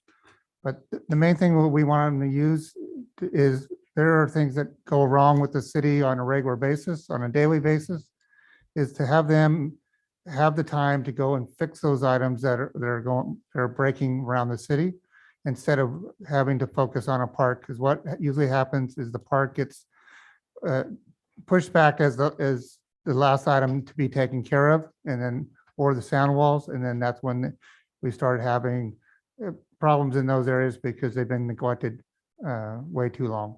So there's plenty of projects. There's crack sealing, potholes that they can take care of. So we have numerous projects for them. So I just want to make sure I understand this. So we're taking work that was previously done by our employees and we're contracting that work because we're not able to perform that work currently? And can you talk about why? We currently don't have the staffing. We've tried to hire temporary staff, and we just haven't been able to find the right staff that will stay with us long enough, either by them getting hired somewhere else or them not making the cut for the Public Works team. So I don't know how to say this, but so I think we need to address the root cause of that, the hiring, retention, recruitment and retention issues, that this is, if we're going to be contracting, that it should be a super short term contract to address the immediate needs of our community. But we really need to address the hiring process so that that we only contract only when it's absolutely needed. The situation is not going to go away by just hiring somebody else to do the work. And I want to be able to get a report back from our city manager, from staff, about what is the trajectory. Yeah, just so you know, this contract goes to February 29th, 2024, so it is a short one. And one thing I did learn from the city managers conference is majority of the cities are having problems finding staff. It's just, we're subject to the same thing as the Great Resignation, is just getting staff. We just did a recruitment for one of the other departments, and they could not find a lower level staff member to fill that position. So that's the issue that we're having, is just getting quality candidates. I still want to report back on how you're going to address the root cause, and I'm sorry, I still want to report back on how that's going to be addressed. Oh, yes, no problem. Thank you, Councilmember Santos. I'm just wondering, Ms. Garza, do you have the dollar amount of what the other bidders were, the local bidders? How much more higher? I'm wondering if it was. And if I overlooked it, I apologize.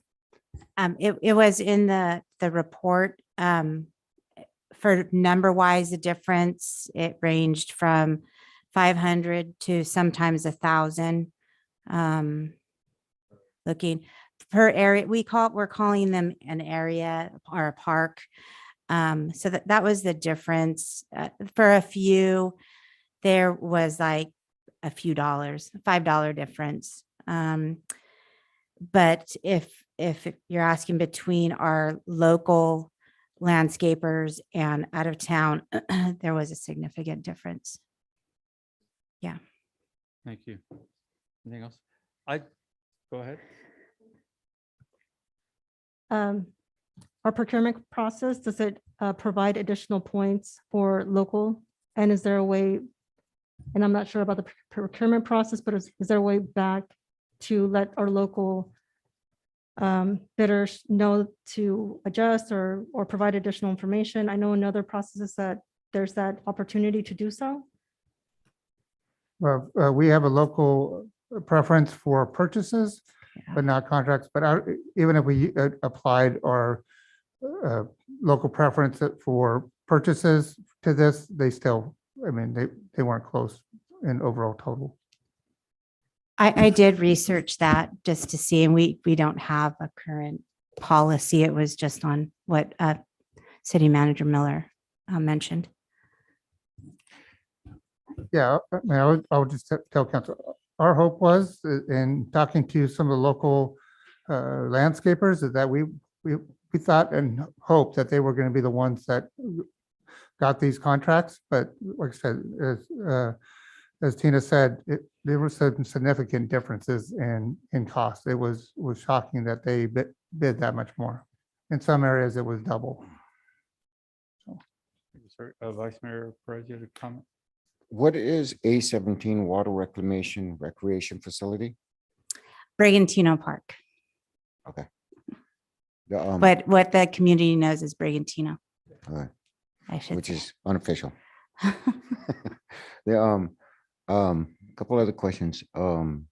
So Veterans Memorial Park with 2 softball fields. Wasn't it the baseball field that used to take care of that? Those groups? Well, there's 2 fields that the city has a lease with the county on, and it's the large field, which is the field closest to the skate park and the soccer fields. And then what we refer to as a small field, and it's in between the Little League field and Hollister Heats field. We maintain, or we have an agreement with the county on those fields. Okay. Yeah. And at the Hollister Skate Park, what are they landscaping? It's more or less the cleanup, the graffiti, So they deal with graffiti? Yeah. Yes. No, they are not dealing with graffiti. I'm sorry. It's the weeds that go in the cracks? that, and then what is it called when you're Oh, the whatchamacallit. the whatchamacallit, you know, Oh, that yeah, little okay. thingamajigger. Yes, the air blower that blows it out, and the weeds in that area, they have to spray them. Yes. It is not graffiti. We're trying to work on a different program for that. So they just blow out the area. Mhm. Okay. Thank you. I want to say thank you. This has been an issue for quite some time in our community. Community deserves to have the best, and it's unfortunate we didn't have local contractors win it this time, and I'm sure next time around they will, but it's not acceptable any longer. We need to do it right. I've always believed you find those people that do a job and do it well, and you hire them to do it so that our residents get every penny's worth of their tax dollars. So I appreciate all the hard work you did to put this together, and I'm excited about seeing the outcome of it all. So thank you very much. Thank you. One more thing. Yeah, thank you for the hard work and all that. And I guess I don't know if I heard that who's going to be overseeing all this, that everything's going to be done. Currently, it will be Tina, but when we hire the new Director of Parks and Recreation, that will be their main job. Their main job? Yeah, because maintaining contracts and then make sure that the recreation programs are Okay. maintained. All righty. Thank you. Do we have any speaker cards?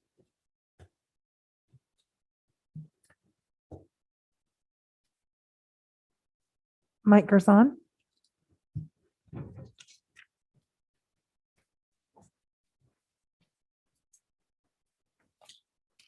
Good evening, council, mayor. I have just a couple issues with these contracts, but just in essence, they don't really quite make sense. The first issue I have is of the Allendale project area maintenance. I'm a resident there. For 6.2 acres of weekly maintenance, it's quite a lot of area. They're asking for a monthly payment of $914. However, for the front of this building, for maintaining it twice a week or twice a month, they want $257. So almost a third of that price for just the little frontage out here, but for $914, they're going to maintain and spray, weed, mow on a weekly basis, 6.2 acres. I think those issues kind of pop up throughout these contracts. But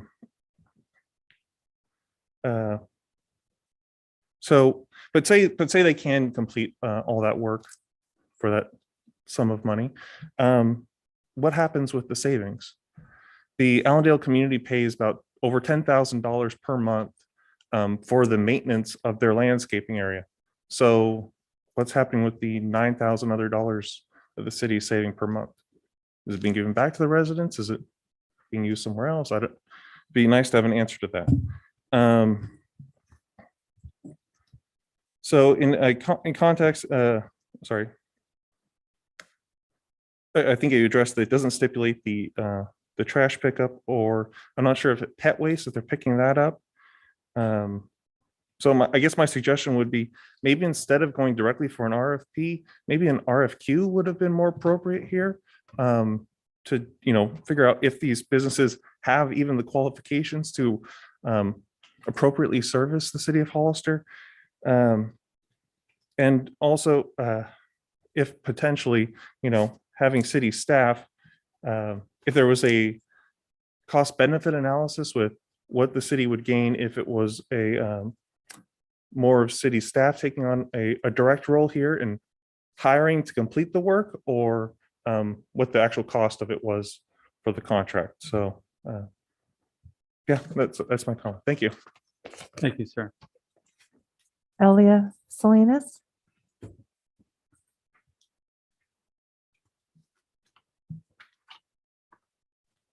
Thank you. I am really opposed to contracts. They seem to cost the city more money than they do savings. And you need to look at the fact that if you're saying, if I understand city manager Miller stating that you can't find people, and I get it. We're a small community and we need to pay, and you end up paying more money for contractors. And if the claim is that they come here, we teach them, and they get the experience and they go on to another place and make more money. In order to retain them, you have to do some kind of a study. What is the pay out there? If there's a shortage of people, why is it that you can go to a contractor and they have the people? Well, they have the people because they get paid more money than you do as a city employee. Money is thrown out the window so many times on all these contractors. Let's just hire employees. Let's pay them a good wage, good benefits, and they stay here. I know that you're going to approve this, and you said that it was a small or short contract. Well, a short contract till 2024 is not short. And I'm sure that in there's some kind of a clause that either party within 30 days notice, can terminate the contract. At least I hope there is, because I haven't read it. I apologize. But we need to be really wise, or you as a council need to be really wise as how the money is spent. It's so easy to put the job off to a contractor, let them do the job, and then they come back again and you extend the contract. And it's happened before where people just keep extending, and no one is paying attention to whether or not they're doing the job. I understand that there's going to be another Parks and Rec director or whatever title. I'm sorry, I don't remember what they said. We'll be keeping manage on that. But at the end of the day, actually the person who needs to be tracking on that and the buck stops here is actually the city manager. And I think you should be reviewing all your contracts. And if there hasn't been kind of any type of evaluation, then you should reconsider trying to extend those contracts. I'm just throwing that out there with this contract, but you've got to keep an eye on whether or not they're doing the job. And if they're not doing the job, terminate the contract as soon as possible. And let's hire people in-house or within the community and keep them off the road from having to commute somewhere else. So pay the right wages to keep them here. Thank you. Thank you. No more speakers, Mr. Mayor. Thank you. Councilmember Burns. Thank you, Mayor. I just want to ask and follow up to a couple of the folks that have raised questions this evening. Tina, can you speak to the gentleman who spoke about the, I presume alluvial or the area he lives must have a CFD associated with it? Allendale is Yeah, a Allendale, I'm sorry. CFD area. And so why would that be part of the contract? Why wouldn't that be something separate that would draw out of that? I think he's got a very fair question. If they're paying $10,000 a month, where's the rest of that money and what's it being used for? I can answer. When the CFD is set up, it's the cost of the whole neighborhood. So the streets, the curbs, the trees, it's everything associated with that program. So it is done by the engineer's estimate, how much it's going to cost to do that. So it's more of it's a cost over time. So yeah, that money will have to be spent in that area over the future of that area. Okay, so it's set aside then, it's in an Correct. enterprise fund? It's not, it's a special revenue fund, or but it is set aside. The money that comes in for it can only be spent on that area. So whenever we have financial statements, they can look and see what is sitting in there. Okay. Whoever belongs to those CFDs.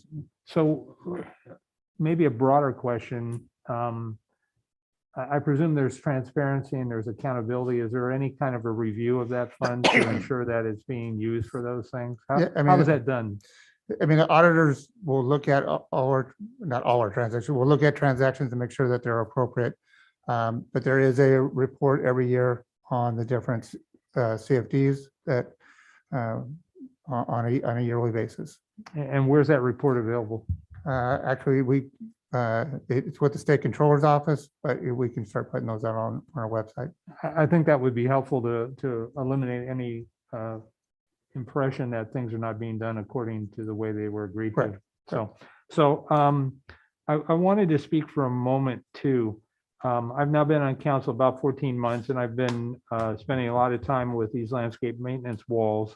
And I too would rather see there be full-time city employees, but the reality is it's just not feasible at this time. I think 2 years is a good pilot program to really understand. And the thing I like about the private industry is they're subject matter experts, and if they're not, they fail and they're soon out of business. And I would like to see us proactively trying to fill positions, create positions, and eventually roll back into that. But for here and now, I mean, it seems like it's the only way feasible to move things forward. And Mr. Miller, as you alluded to, I don't know how long, but it feels like 10 or more years that those sound walls have been underserved and maintenance. And I will say, I do think the parks staff that are the maintenance people, I live directly across the street from a neighborhood park, and they do a really good job there. And I want to recognize that as well.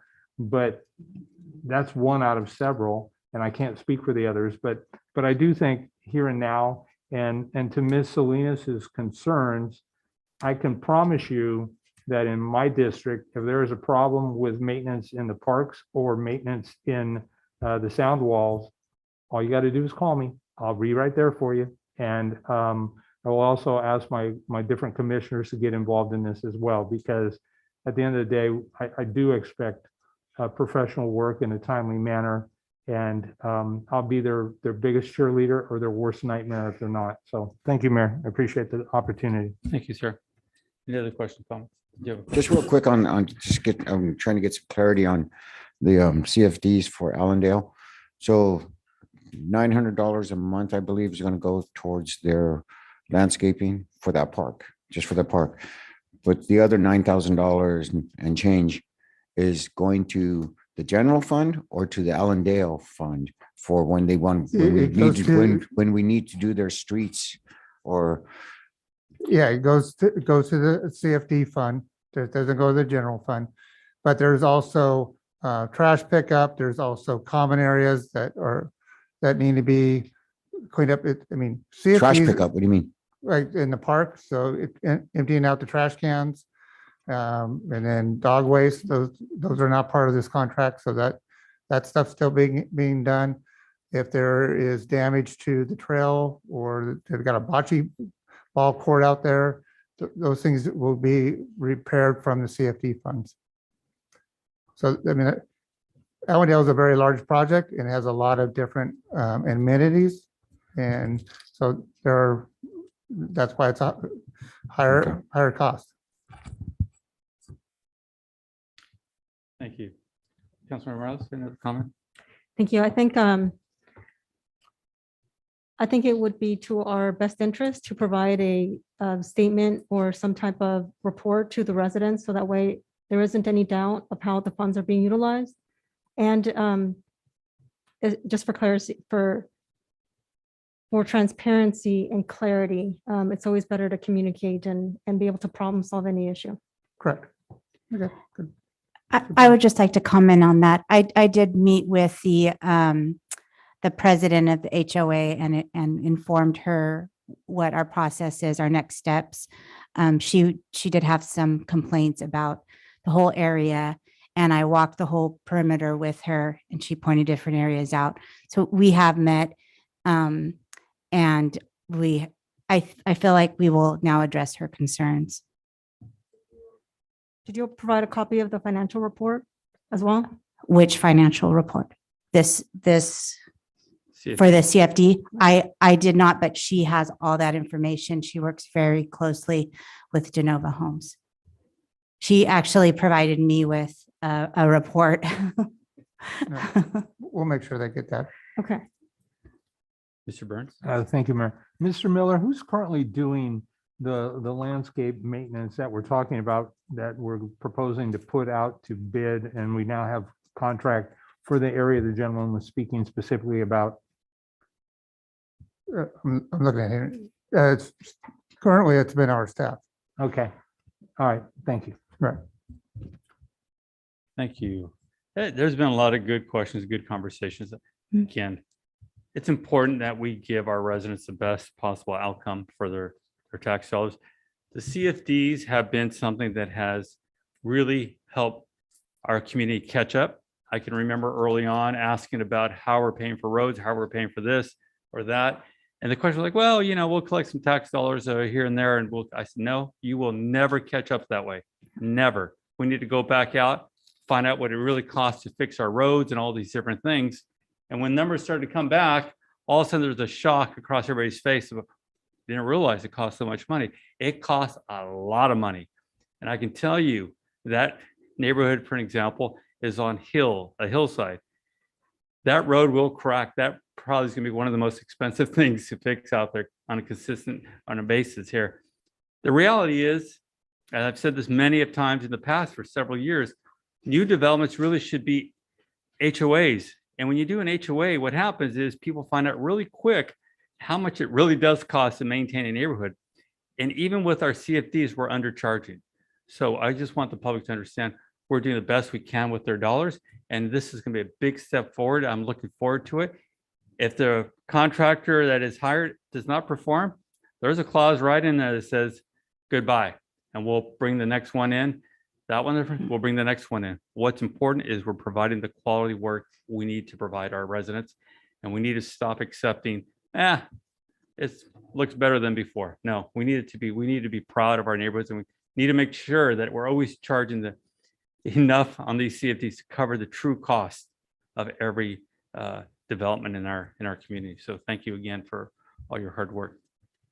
We didn't have any other speaker cards, did we? I have no Okay, other we already speakers. closed that. Is there a motion? So moved. There's a motion. Is there a second? Second. The motion is second. All in favor? Yes. Aye. Aye. I reluctantly. Aye. Motion carries. We're now going to move to item F4. Yeah. Sorry. Correct. No, we did 3. We did 3 and 4, right? No, we have to do one at a time. You did one F4, motion at, As you point out, you made your Okay, presentation. yes, We'll yes. move to F4. Thank you. Is there any questions from council on F4? Do we have any speaker cards for F4? I have none, Mr. Mayor. Is there a motion? So moved. There's a motion and a second. All in favor? Aye. Yes. Aye. Motion carries. We'll now move to item F5. Oh, going fast now. This one is mine. Good evening again. Oops, sorry. Go Good ahead, ma'am. evening, Mayor Velasquez and City Council, Tina Garza, Recreation Services Manager. The item before you is resolution number 2022-17, and it's a resolution of the City Council of the City of Hollister, allowing the city to accept $177,952 awarded by the California Parks and Recreation Prop 68 per capita grant program, and reallocate, and also to reallocate some approved funding of $50,000.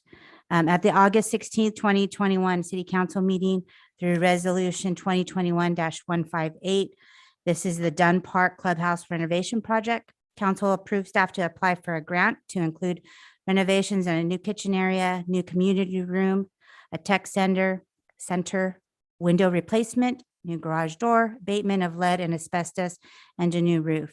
At that time, council approved $50,000 for roof repairs, but after meeting with the California Parks and Recreation Department project officer, we were told we can, if we word it to where we can say that we are replacing an existing roof, then the money can be used to replace the funding. So instead of asking for $50,000, staff is requesting council to reallocate and amend the original request of $50,000 to $30,000.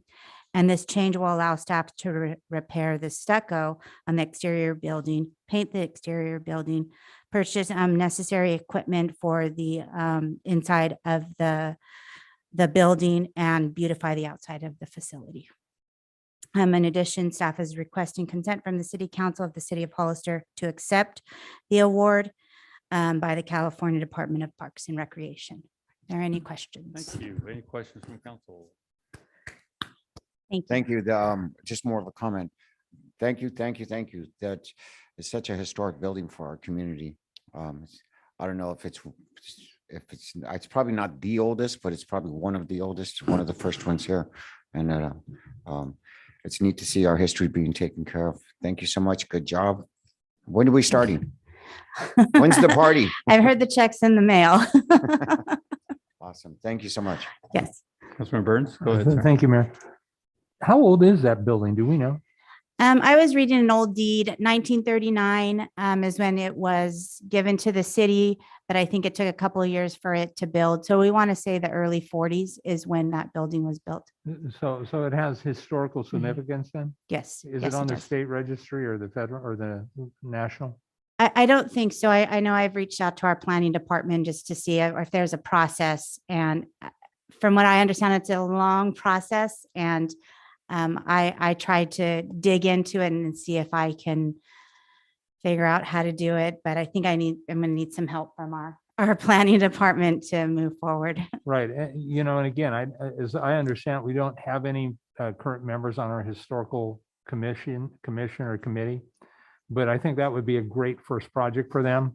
And I think there is definite value to acknowledging the historical value of that property and then maintaining it and maintaining it from this point forward without necessarily having to rely on grant funds to do so. So I would ask that you take that into consideration when that committee comes up or commission comes on alive, to task them with figuring that process out, or task planning to contact a historical officer to do that, because I think there's plenty of other buildings here, but why not have that start? And it'd be great in our 150-year anniversary to have that be the first one, I think. So thank you. Appreciate it. Thank you, Mayor. Thank you. Just want to say thank you. I think so often we hear people that are not attending the meetings say the city never goes after any grants. We win a lot of grants, and a lot of those are because of you. And I want to say thank you again. You guys have been doing such a good job. And you know, I got to say, all the other departments, police department, everybody's been winning a lot of grants out there for our community. And I want to make sure the community knows we are hustling out there, bringing in the money. So thank you again. Do we have any speaker cards? Elias Salinas? Thank you. So I want to congratulate Tina and her staff for grabbing this grant. And I just now noticed why the joke was with the mayor about pills taking effect or not taking effect. I'm finally home and I can see you're in a sling there. So wish you a healthy recovery.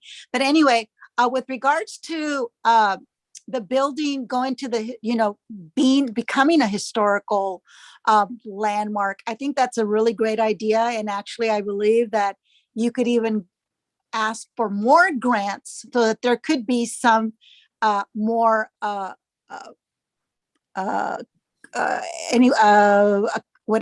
fix it or whatever needs to get done. I can't believe I'm out of words here.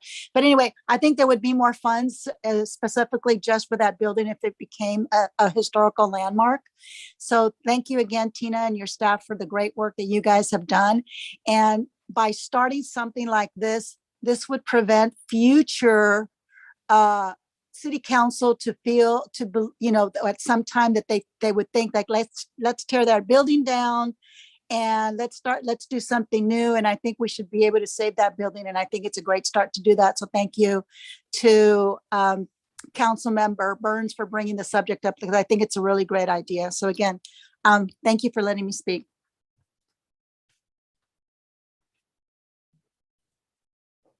I have no more speakers, Mr. Mayor. Thank you. Any other questions, comments from council? Is there a motion? So moved. There's a motion. Is there a second? Second. Motion is second. All in favor? Aye. Yes. Aye. Motion carries. We will now move to item G1, reports from city council members regarding their committees. Councilmember Burns. Thank you, Mayor. I attended the Water Resource Agency meeting, and I won't go into any further because we have a presentation tonight that I think will be sad but necessary. Thank you, Mayor. Thank you. Councilmember Sendes. Thank you, Mr. Mayor. I attended the intergovernmental. Last time when I presented on that was that we were hoping to bring back or form a JPA to address the homelessness here in the community. That concludes my report. Thank you. Vice Mayor Perez. Yes, I actually went to it's not a signed committee, but I was at the Business Council of San Benito County, and there's actually, oh shoot, where is it? I think it's called a micro grant fund. They're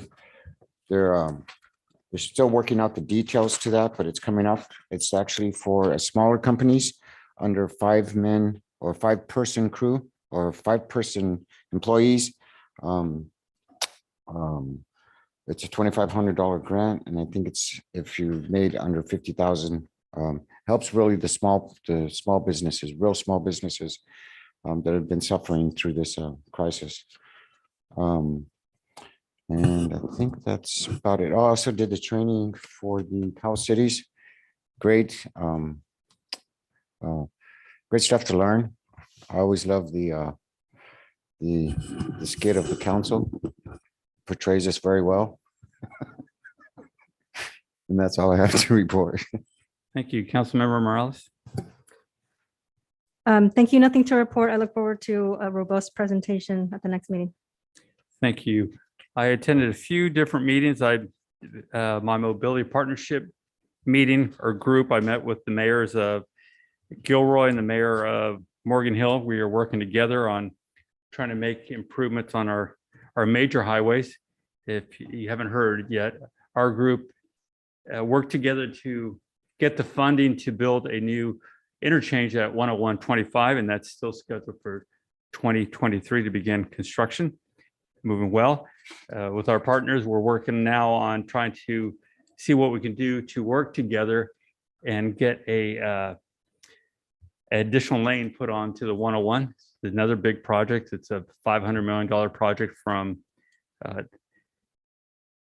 well, how far? 85 down to Highway 25. So we're working hard and also trying to get the punch through of Santa Teresa.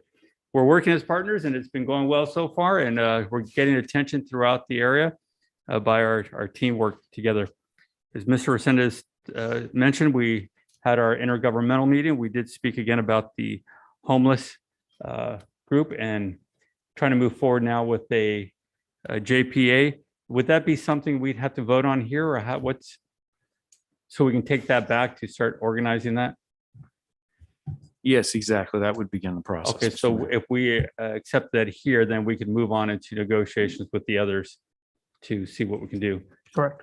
Also brought up at that meeting was to begin again having the discussions with our fire committee members, as we used to do in the past, so we can get updates on a monthly or bi-monthly. Did we used to do it every other month? Is that? I think, Mayor, we were going to biannually and then. Yeah, I think we're trying to bring that up so we can look at those reports and see what we can do together as partners. Again, San Juan Bautista and San Benito County, and make sure we're all sharing the appropriate costs to make those services happen.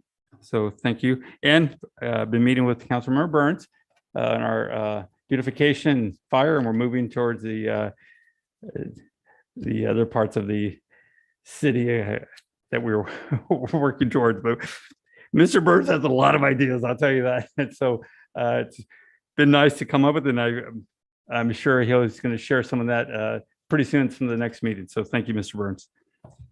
Now we'll move to number 2, G2, informational reports from city council members. Councilmember Burns. Thank you, Mayor. Mr. Miller, thank you for the update on the bird scooters. I was under the impression that we were going to receive some financial benefit from that. And as I understand it now, that's not the case. Is that correct? That is correct. So how do we change that agreement, or when does that pilot program end? Because in my mind, that was part of the incentive to allow bird to come into the city. The other reasons, of course, were to allow for our residents that enjoy the benefit of the birds. And so, I just pose that question. I'm a little disappointed. I obviously got it wrong.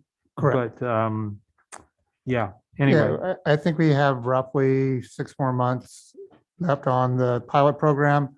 However, the contract did say that we can cancel, I think it was a 30-day notice, but if council wants to give me kind of the consensus, I can probably have a nice little conversation with them to say, if you want to continue the pilot program, I think you need to maybe give us the same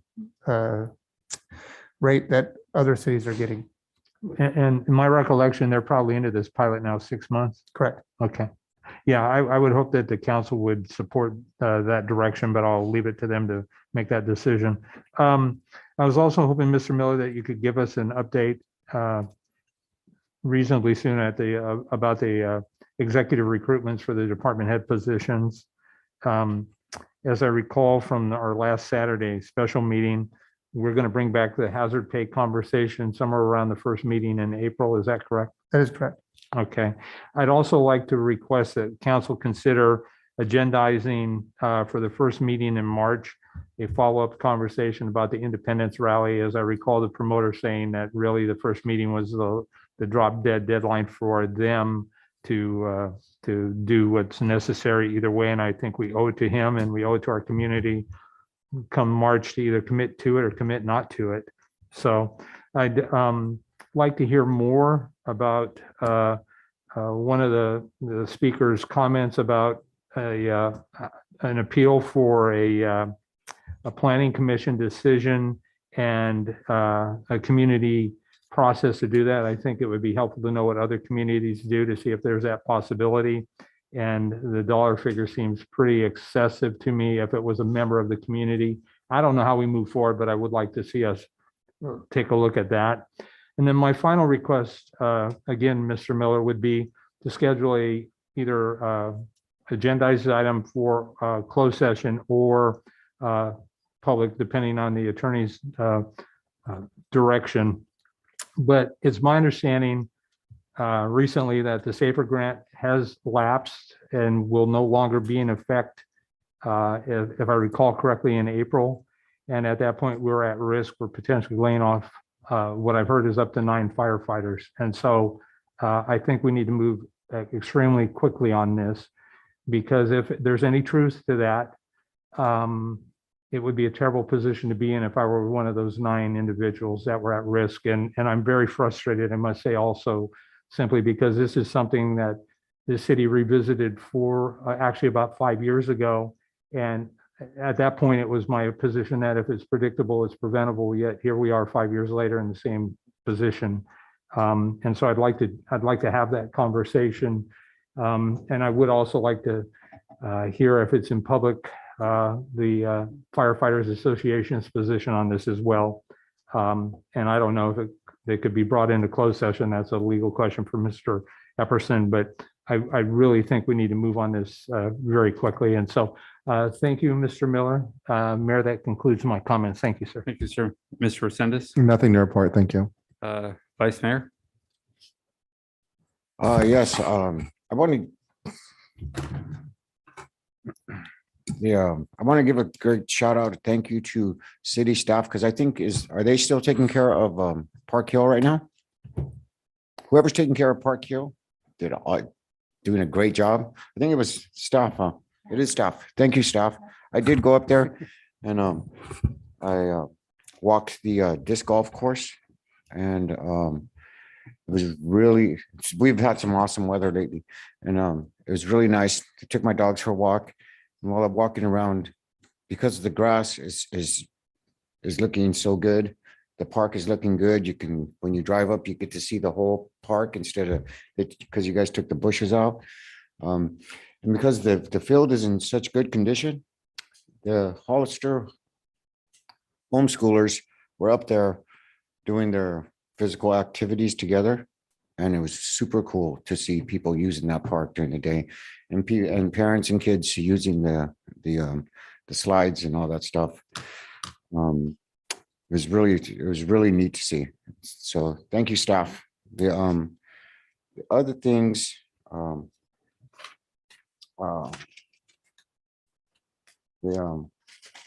parklet covers. I know you sent an email, Brett, talking about, something's coming up with that. I'd like to get a little bit more detailed. It's like, how soon are we going to have something, instead of just that something's coming down. These parklets have been, if we're lucky that it's not raining, otherwise they'd be losing a lot of money out there. But we've had these parklets in place for now, what, year and a half? A little more than a year. Yeah, almost a year and a half. Like to see something done with that.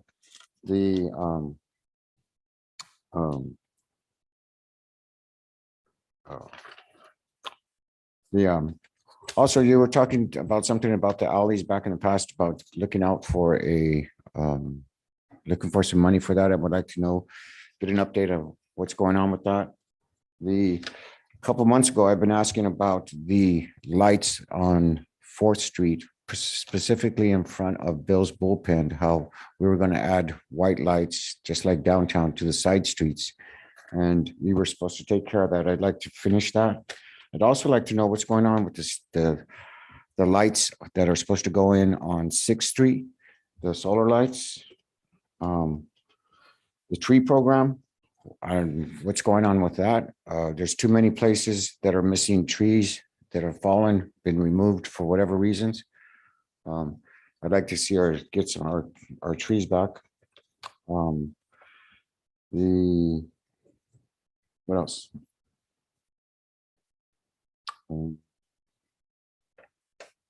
That's all I can see for now. Thank you. Yeah, that's it. Councilmember Morales. Thank you, Mayor. I'd like for the issue with Gavilan College to be brought back. We need to make a decision or need to have some type of resolution to that. Also, I know that we talked about April for the ARPA funds for the employees and the other elements that were recommended. So if that can be brought back earlier, I would appreciate it, but I'm agreeable to April. Also, I think for future meetings, I'd like to see a spreadsheet of all the action items that the city council has provided. And I'm looking at like a Gantt chart. I'm happy to provide a template, but just to know what was recommended, the time frame, what's the status, what are the timelines, and then where it's stuck. So that way we can kind of move forward on those issues. Also for March, I'd like to bring back the Historical Society 150th. I know that we've had many presentations, but I don't think we've actually done anything with that. And if we're going to take advantage of anything to do with the bike rally, definitely March would be appropriate to bring back so that we can either coordinate or not. For committee assignments, I know that we have several committees that have not met for over a year. So I'd like for city council to look at those committees. If they're not going to meet, then I'd like to have staff or our city manager bring back recommendations to resolve some of those issues so that we can move forward on those items. I also like to recommend to have committee assignments for finance and for public works. There's state funding available that needs to be submitted by February the 22nd or 24th. One or two projects. Some of them have to do with infrastructure. So it's essential community projects, infrastructure needs, economic recovery, or just critical community service. And I think we have plenty. I'd like to have something submitted before the 24th. I'm not sure if we need to take action on that now, but we should not miss this great opportunity to be able to address some of the issues and have that financial assistance to do so. Also, this is for planning. So planning to bring back or just be able to address these issues. One is the permit. So there's multiple levels of permit and there's been concerns about fees. Thank you for attending those meetings. Also like to bring back the fee structure so that we can look at that. Also like to review the appeal process and the appeal fees so that our community residents, if they don't have the financial means to be able to appeal. And the next item is to have a list of all projects utilizing Measure G funds. So I'd like to see the project, when we started, whether it's completed or the status and the total amount of funds allocated to that. And I am also very concerned about the fire. I definitely don't want to see anybody. We need actually more firefighters instead of less. So I'd like to be able to problem solve or address any issues related to that. I think for police and fire timing or the time associated to response is critical to somebody's life. Thank you. Thank you. I don't have any items. City manager. It was brought up, I think, this council meeting and last one, the one that Victor Gomez brought up, resolution, like, we didn't have clear enough, so we're gonna look at that up. Was there a desire to bring, that's basically what it is a presentation. That was. Developer. We brought it both council members, so this would be our first one, so I don't know. Yep. Supportive of that. Go ahead, Mr. Resendez. I was confused by what he said about it would take somebody with a no vote. So what was the vote on that? It was 2-2. Either way, it's a. I think we need to get clarity on that. So I wrote it down because I thought that was interesting. I'm wondering what the vote was on it and then how do we bring it back in the right way? If the council desires to bring it back, but I've got no desire to bring it back. Well, first, I speak on that project itself. It was recommended by staff not to approve it, partly because what staff has been trying to do is create master plans rather than just one-offs on these developments, which has caused us the problems in the past. So staff is working through the general plan to make sure we have a good understanding of what we're trying to accomplish. This is why it was recommended not to be approved at the time. So I think what we want to do is make sure we're following this process. Otherwise, we're going to fall back to, well, let's just approve this one, then we'll worry about it. This is exactly how we ended up in problems in the past. And I trust what's been happening with this general plan update and what the staff is moving forward on is, protected bike lanes, widening the sidewalk areas, pushing back the sound walls, all these problems that we have now. That's the point of this, is make sure we do it right first. And that's what I wanted to make sure we were focusing on before we came back to some of these. Go ahead, Councilmember Burns. Thank you, Mayor.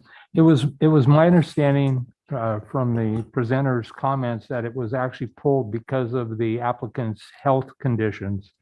And so whether it is or isn't, I personally respect the fact that I've not been lobbied and the presenter lives in my district. So, but the project is not. And so I think we talked about a willingness to open this up. And we actually talked about earlier in the year, even doing a special meeting where we could have one or more come to us.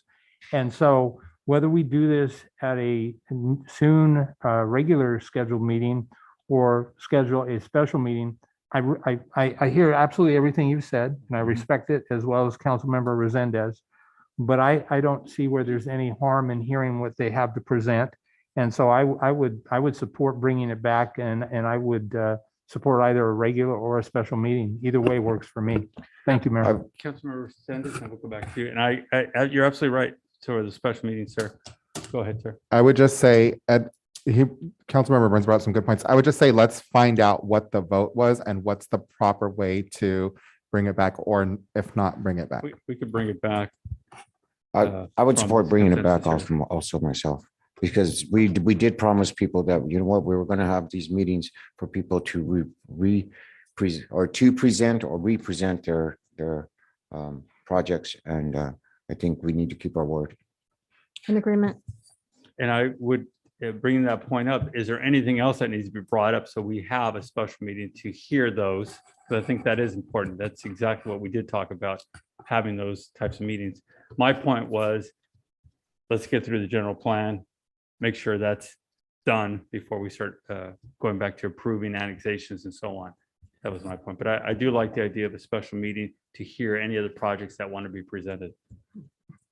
Yes, sir. Mayor, and just so I'm clear, just to hear it doesn't mean we have to take any action at all. It's just more of an informational presentation as I view it. Yeah, I think the request though was to come back for a vote, is what I thought I had heard from the. I don't know that I heard that, but at the end of the day, I mean, I think it has to begin with a conversation to seek to understand first, and then we can figure that piece out. And I think that the presenter also spoke about how they thought or perceived it was in compliance or would be in compliance with the proposed general plan.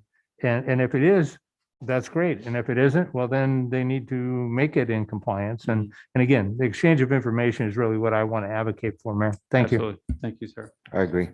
All right. Okay, and then do we have an agreement for the agenda item on the rally in the first meeting in March? Okay. Yes. See three of you saying yes. And then agenda item to be brought back or presentation on the community appeal charge, which would be a lesser amount for, we do, as somebody brought it up, it was about $3,700 for the to appeal a project. And I think there's a request to look at a lower amount for individuals, community members. Councilman Burns, go ahead. Thank you, Mayor. Mr. Miller, I think for clarification, what I would like to do is know what other neighboring communities do. And as if I understood the speaker correctly, she was not an applicant, she was not an involved party. And if I understood it, there's really no process for a member of the community to appeal the planning commission's decision on these. Is that correct? I'll have Abraham answer that. Okay. And I guess my final thought is, if there is, well, that's good. But then I do think we need to really look at the feasibility, because at $3,700 for a non-member that has nothing to financially gain. Again, I think we have to just figure that piece out. Thank you. Yeah, absolutely, Councilmember Burns. We, in the past, prior to the update of the fee schedule, we would subsidize the fee for the appeal. So it was at $300 for anybody to appeal, anybody regarding, even if it was the applicant or any member of the public. We always kept it low, just to provide that opportunity. With this last update of the fee schedule, what we did was we did a cost recovery for all the time that goes into the writing the reports, going into the development agreements, the CEQA, all that kind of adjusted to that amount. But that is a decision that the council can make in regards to subsidizing the amount for the appeals. So thank you for the clarification, Mr. Prado. You're welcome. I think everybody here knows that I'm a very strong advocate for cost recovery. But at what point does it create a lack of a reasonable process that most people are going to steer clear for, because $3,700 a lot? So Mr. Miller, you're absolutely on point in that assessment. And again, I think it would be helpful to know what other communities do to better understand what we should do. And maybe a fee reduction is in line, maybe it's not, but I'd like to know more. Thank you both. You're welcome. Question on that, sir. Is that fee for, say it's a residential unit somewhere, is that the fee? $3,700? It is only for a planning commission appeal to the city council. Okay, so in this situation, it's quite it's a large project. I want to make sure our costs are covered. And the reason I'm pointing this out is because sometimes there's instances where people want to throw something to try to slow it down for whatever reasons that are out there. And I think we need to be careful with that also, because I don't think we want to be in a situation where every project that we have coming through is going to get appealed by certain people that don't like it, but they want it somewhere else. And I think this might be one of those situations. And I think we need to be very, very careful. I do like the idea, what are the other communities charging? Are they up to date with their fee schedule? I do not want to subsidize something like that. If somebody is very serious about something like this, I think they need to step up and pay the fees. You made it very clear. We did the traffic analysis. We did all these things, but it just, in other words, is I don't want it there. I want to stop it whatever way I can. I'm not for this or not against this, but I want to find a way to stop it because I don't like it there. At the same time, there's members that want it somewhere else. So we need to be fair and be honest about it. And I think that's the important part. I don't want to get in a situation of just trying to stop everything for a few. Councilmember, I thought I saw your hand, and did you have a question? That's what I Thank thought. you. My concern is this, and I don't know how to say this without being completely honest. Sometimes developers would have somebody pose as a resident, so to speak, but then we get screenshots of these residents saying, working for developers saying, I can't touch the money, but can you guys do this? So they find ways to work around it. So that's my concern. In particular, we've got evidence of this caller doing just that, working for a developer and saying, I can't touch the money, but do you know somebody who can? So I think that is something also to take into consideration. If we're going to bring this back for discussion, let's be fully transparent and honest about what's really going on behind the scenes, because that can be a little bit deceiving in my opinion. Thank you. And council, I'm a little concerned that we're getting close to the point where we're actually veering off course and discussing items that we're not agendized Right. for, but. Councilor Morales?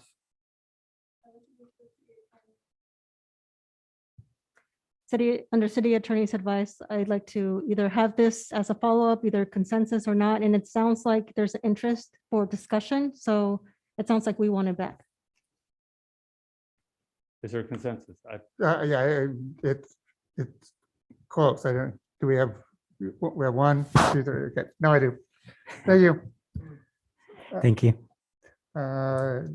Then agenda item to discuss the SAFER grant. Okay, all right. Moving along a lot quicker now. And I'll get the status. Status.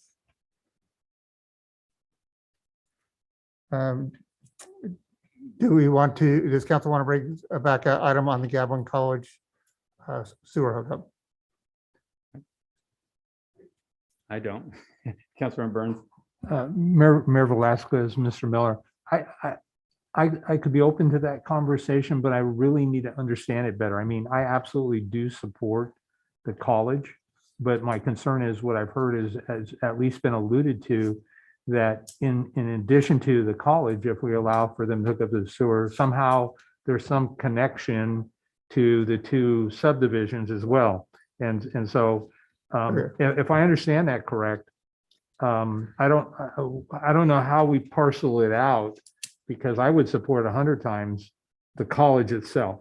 But sorry, two unincorporated subdivisions going in, I don't have any interest at this point in that. And I'm not saying I wouldn't be open to the conversation, but is there a way to limit the conversation specifically to the college only and Correct, the correct. agreement? This would be sewer to the college, probably on, directed to Councilmember Morales. My understanding that they have looked at being able to put the sewer line on their property. And that's what I'm guessing where the conversation would go, that sewer line would only be to service their location. I could certainly support bringing that back for that specific conversation Okay. on a limited scale. I will talk to their project manager and make sure. What that about that's bringing available. that back when we talk to Victor Gomez? To double up on that. Okay. If we can get a consensus on that. The only point I'm going to make here is there's issues. We heard from LAFCO how this works. Correct. So I don't want to go into a full conversation because we can't, but I just want to make sure that that information is clear if we're going to have this conversation about how this works to address this. Okay. Well, and I'm wondering, could we not have somebody from LAFCO be here to participate in that conversation? Because I want it as clear as it can be so that there's no redirecting of our comments or our decisions or muddying the water. I mean, I want it crystal clear. Absolutely, sir. Thank I you, agree Mayor. with you.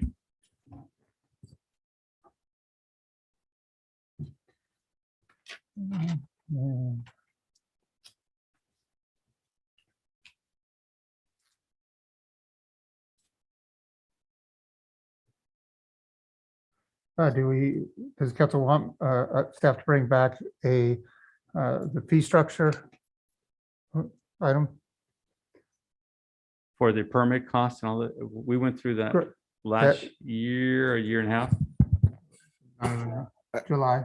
I think, you know what, because I have questions too about the fee schedule. In fact, I've asked you about that before and no response. But I think if we have questions about fees, that maybe we bring them up individually as on our G4 or G2 to bring up then, instead of going through the whole fee schedule. Because my big question was the pods that you rent to load your stuff and put it on the street, and went from what I've heard, I don't know this for sure if I haven't heard from staff, because I haven't heard from staff, that it went from $150 to $850 to park something on the street. So that's one of the things I'd like to get addressed. So what we could do is maybe the appeal and pod fees. We've heard from some of our businesses that there's concern about that, and I think staff members here attended some of those meetings. So I want to have a better understanding of what those barriers are, because there is concern that businesses are going to leave if there isn't that consideration for not only the timelines, but the fee structure and just being able to work with the city. So I want to be able to look at that in its totality, because we don't want to have businesses leave. Now, whether it's right or wrong, I don't know. I just need to know more information, and obviously it's a council decision. I think the fee structure, we have new council members. They don't know the full history I don't mind having the conversation so Sure. people can understand how far behind we were in the past and what it took just to get forward. So maybe having a good understanding of that in that one conversation would be helpful for everyone. We definitely don't want to go back to the past. And if I may, Mr. Burns? Yeah, Mr. Miller, there was a fee study, correct? Correct. And so there's a report as a result of this study? Correct. And that report, I presume, is available, is it available online? can- Yeah, we'll make sure that's online. Because I think I support the conversation for sure, but I'd like to do the research in advance because usually the study will explain how they came to the conclusion that they arrived at those specific fees. And again, we talk repetitively all evening about, well, what are other jurisdictions doing? And I think that kind of compartmentalizes what other jurisdictions are doing, as well as what our cost of doing business is. Correct. And so I think that would be, in my mind, the prelude to a follow-up conversation if it was necessary. And it's really about educating the community. And that could be on council, on city staff to do, or on the individuals to do themselves. Because at the end of the day, most of our goals should be to be budget neutral. And so we need to figure this out. But I think that report usually clearly defines how we got from here to there. So thank you. So do we have consent? Could we get consent to could we get that report emailed to us before it's Sure. on the agenda? Yeah. Thank you. So do you want to bring back just kind of an educational presentation on the? How we got there, so Okay. everyone understands. It's very important. I think it's quite the history. And I'm assuming we'd have all this on the same meeting day, right? So we can, a Saturday, or I know staff doesn't get excited about Saturdays. We're trying to minimize them, we understand, but to be fair, we did agree that we would do this, so. Okay. And then speaking of financial statements, we were notified that our 2020 financial statements were awarded the Government Finance Officers Association's Award for Excellence. So just Well, so good job, everybody knows sir. that our Good job for the staff. yeah. And that is it. That concludes. Thank you, sir. City Attorney, Thank you. No statement. Captain? Thank you, Mayor. I would like to add that this week, Chief Reynoso and Captain Olson are currently at CPCA training, and they're covering training and technology. Also, the city has received training reimbursement from Post. For 2019, received $45,082. And then for 2020, the city received $25,305. That's in reimbursement for training for those years.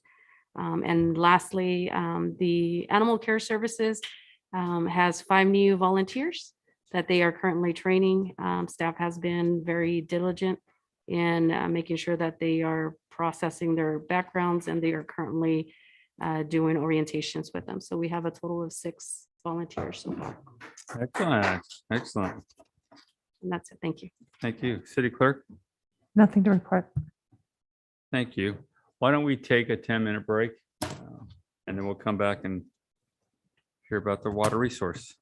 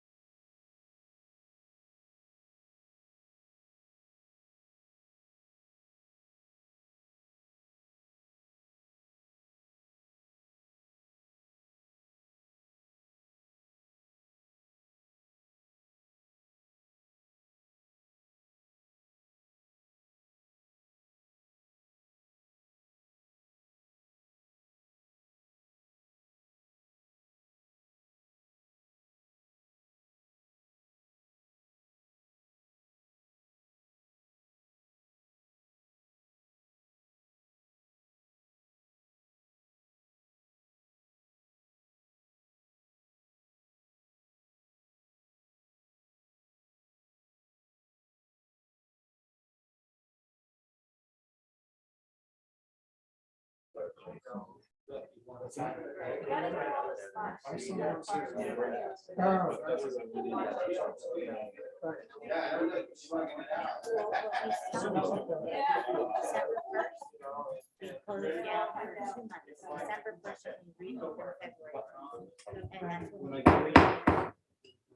time we're going to resume the meeting. We'll move now to item G3.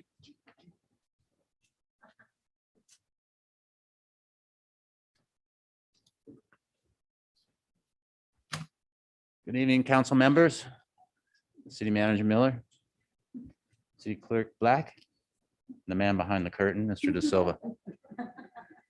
My name's Sean Novak. I think you're going to put my presentation up there.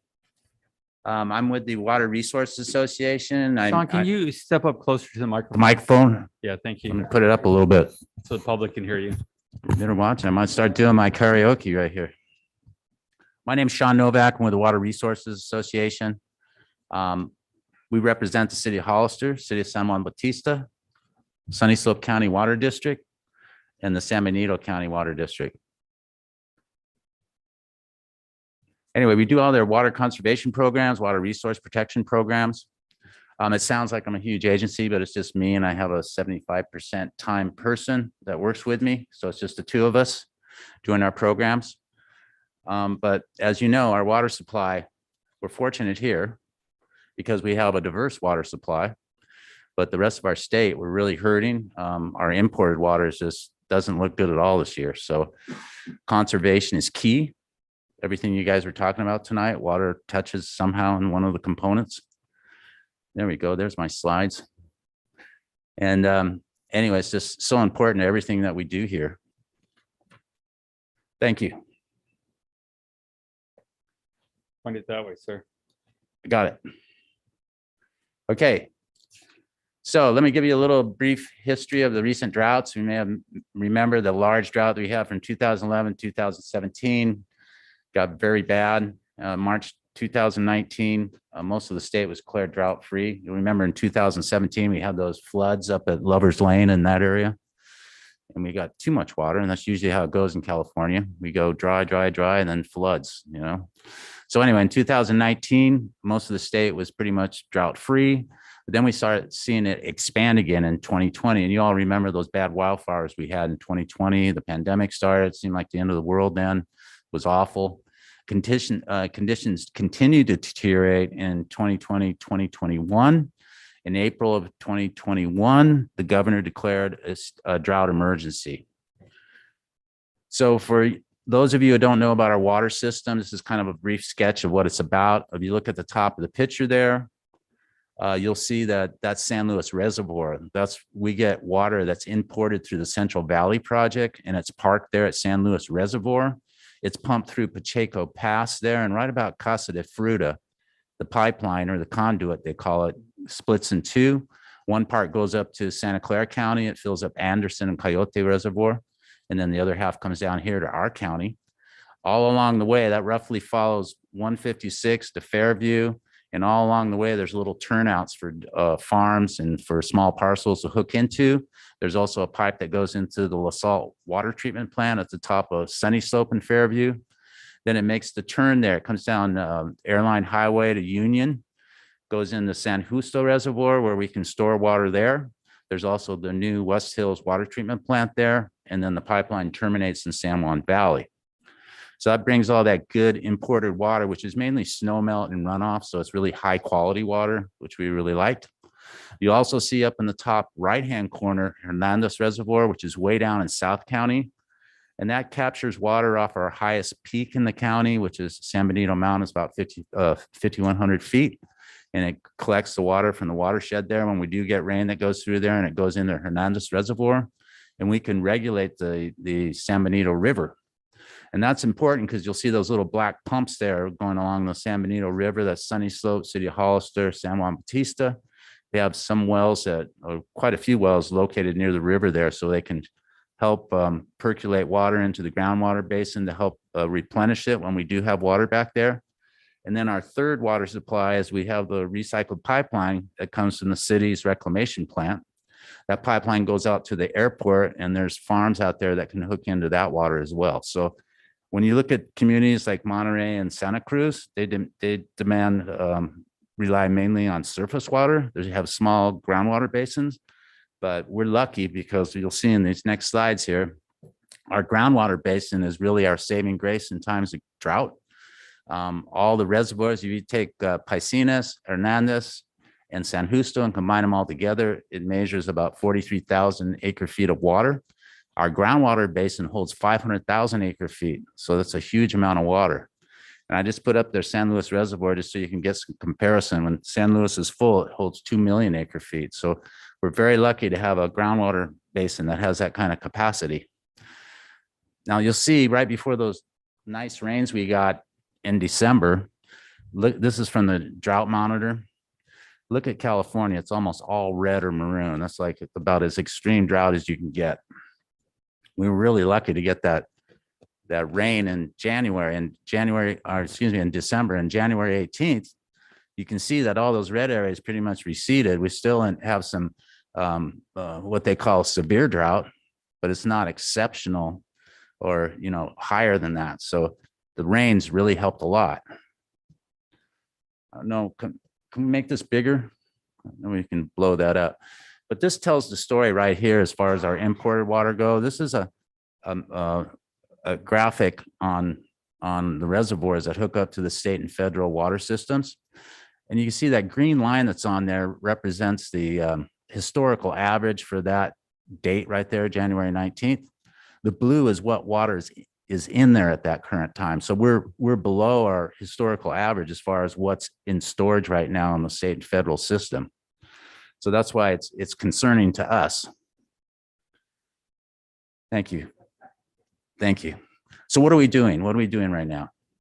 Well, right after the governor announced that there was an emergency drought, he got together with the city, with Brad here, with the managers at the city of San Juan Bautista, Sunny Slope, and the San Bernardino County Water District. And we decided to initiate stage 1 of our water shortage contingency plan. Our water shortage contingency plan is wrapped up inside the urban water management plan, which we update every 5 years. It's an exercise we go through with the city, Sunny Slope, and the district. And then that gives us a chance to update any new facilities or any new circumstances that might affect us. Whoops, did I just turn something off? Thank you. So those are the guidelines for the stage 1. It's all voluntary at this point. And the reason being is the managers got together and we had a chance. We could either say, okay, let's start rationing water right now, or we could compromise our water quality because we use that good imported water to blend with our groundwater. And that's why the water quality has gotten better over the last few years. So we decided to, well, I'll tell you what, we'll make higher groundwater percentage in our drinking water and still won't put the public in such a tight bind as to ration the water or whatever. So you can see that we focus mainly on landscapes right now because landscapes use a lot of water in residential settings. And, you know, those are all standard, you know, like 3 days a week of watering, 15 minutes per station. No watering between the hours of 9 and 5 p.m. By means other than drip irrigation or hand watering. No washing down of sidewalks, that is now a state provision now that you can't do that at any time, not just during droughts. And then, of course, no runoff. And that's a little tricky around here because our soils are clay. So that water just doesn't seep in really well. And it creates pools up on top of the surface and creates runoff really easy. And that's where my agency can help people by helping you program your irrigation controller and assessing your irrigation system. Also, there's no washing of cars without using a shut-off nozzle on the end of a hose. So you just don't allow the hose to go with the water going out. And then, you know, all the other things there, which, you know, like most of the hotels do the linen program where they ask people if they don't want to wash their sheets or their towels, just to leave a card out. Most of the hotels do that anyway. So this isn't really a huge hardship at this time. And we've been getting mixed results. The objective was to get a 15% reduction in water use compared to pre-drought levels. And we've been going all over the place. Naturally, in December, we saw a huge reduction because we had rain, but we're hovering around 10% right now. If you combine Sunny Slope and the city. So why do we focus on landscapes? If you look at this pie chart, you'll see that landscapes, irrigation and using water outside account for about 54% of residential water use. And that's why it seems like, it's the easiest things for us to get our arms around, and also for people to do without, because inside the home, you need sanitation, you need food, like especially during a pandemic, we need to be clean and wash our hands. So landscapes are the first one to take a hit. And why do we tell people not to use turf for decorative means? I mean, it's okay if you have animals or you have kids or you like to entertain. It's nice having a little bit of turf, but look how much water turf uses. If you had 500 square feet of turf, which isn't very big, it's probably about as big as this area around the conference table, uses about 750 gallons of water per month. That's 9,000 gallons per year. So my agency, we're trying to promote more plants that are more appropriate for our climate and the rainfall that we get. And you'll see that on a good year, we get between 11 and 13 inches of rain. That's on an average year. Turf uses up to 60 inches. So that means you have to supplement your irrigation to make up for that difference between rainfall and what you're putting on yourself. So besides using a lot of water, it gets expensive. So during the height of the drought, we introduced a turf removal program. We're pretty successful. We got over 100,000 square feet of turf were removed through the program. We estimate that it results in approximately 1.8 million gallons of water being diverted from turf irrigation each year. And then since 2010, all the new homes being constructed have been subjected to the model water efficient landscape ordinance. And that's really helped out our cause as far as water efficiency and using less water. These new homes that are being built, they use about a quarter of the water that was being used by homes built just in the early 2000s. They're smaller. A lot of that is because of smaller lots, but they've also have been built under the Green Plumbing Code and under this ordinance here. And the provisions of that, they really try to promote efficient water use and new and also retrofitted landscapes, and then limit the turf to about 25% of the landscape area. So that's really helped. So what are we doing further than what I showed you? Well, we're doing presentations like I'm doing tonight. I picked up our advertising on the local media, social media, and print. We established a water waste email address for residents to report water waste. We haven't launched it yet. We're going to wait till we get into the irrigation season a little more. Then I've asked all water agencies to review their infrastructure for leaks and repair immediately, which they're pretty good about. Right, Henry? Yeah. And I started production on some videos for schools. And I wanted to include agricultural customers by not only with water efficiency, but nutrient management, because that helps protect our groundwater basin, and soil management, so because soil, to allow that water to percolate in, it really needs to be, worked well with amendments. In April, we're going to start our campaign a little early this year. I usually start in May, but this year we're going to start early, reaching out about efficient irrigation practices, really promote our technician, Leo Vasquez, to go out to people's homes and check their irrigation system, make sure they're running efficiently, and help them set the timers. The controller, sometimes that can be like you need an engineer sometime. If you've ever looked at one of those things, it can be really confusing, and Leo's really good with that.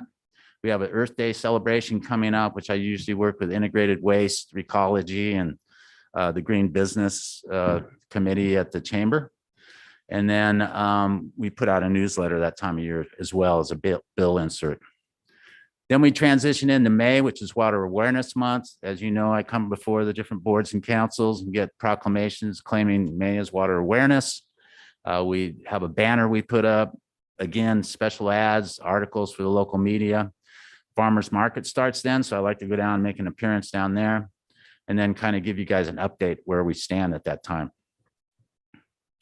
So we're asking customers to really, if you can, like I said, we're not asking you to pull up all your turf, but you look around your house. If you're not using the turf, like I took the turf out at my home, because I realized the only time I'm there is when I'm mowing it. That's the only time I'm out there. So I pulled it up. I put in some drought tolerant plants. It looks really nice with some rocks and chips and things like that. And it doesn't take a lot of maintenance. It takes about 1/3 the maintenance that I used to use on my grass. Plus it saves a ton of water, saves me money too. So I like that part of it. But also make sure that you have water efficient equipment in your home. My agency provides free shower heads. We provide faucet aerators that hook onto your faucets. We also have free toilets. If you have one of those old water guzzling toilets made before 1992, they're free. All you got to do is put them in. And then we ask that you try to hold off washing your car at home. All the car washes around here recycle their water. So that's, I encourage you to do that. Water plants early in the AM. Or at night. I prefer the AM. In the summertime, you have a chance you could get some fungus or something like that on some plants. So the morning I prefer. I know some of you water guys out there is like, don't put such a big push on the water in the morning, but that's best for the plants.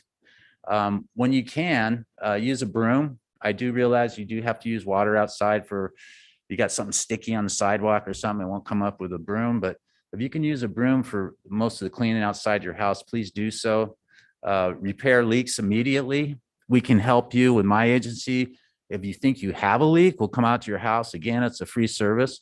We'll help you locate that. And if we can fix it, if it's like a toilet flap or something like that, we carry those on the truck and we can take care of that for you. Or we can at least try to find it for you and tell you what your next steps are. And then I tell people with pools, please put a cover on. In the summertime, we see pools, they can evaporate 3 inches a day when we start getting hot. So that's a lot of water. So just to show you how we've been successful in reducing our water use around here, in 1998, water use was 220 gallons per person per day. In the 2020 Urban Water Management Plan, we see that's gone down to 117 gallons per person per day. That includes all your water inside your house, outside your house, your landscaping, all that stuff. So we're almost cut it in half, which is great. 2015, during the last drought, the governor said we want everybody to reduce their water use 25% from pre-drought levels.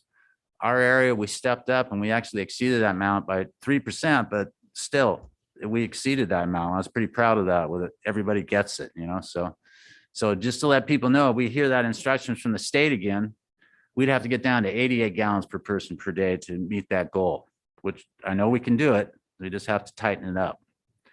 So if we have to, if the drought gets worse, we're thinking of bringing back the turf removal program again. I'm looking for state funds and might ask for local funds if we need to.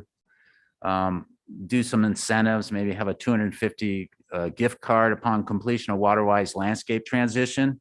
My agency also provides free WaterWise landscape plans, and they're pretty easy to follow. They're kind of like paint by numbers where it has a diagram and it says this color goes here. It tells you the botanical name, the common name, what size pot to buy, and where to put them in the ground. So that's pretty cool. I know the city and Sunny Slope are working on a leak notification program where if you do have a leak, they'll notify you right away so you can take action and not let it go. I know in the future, we're looking at technology. Some of the new technology out is you can put this stuff on your phone about your water usage. You can actually shut off your water main from your phone, which would be great. Like somebody had a house out of the area, they had a leak, they couldn't get up there right away, shut the water down. That would be great. Then little things like, use recycled water for construction and or dust control instead of potable water, which I think should be done all the time. It's just, I guess, difficult to fill the trucks up at the time.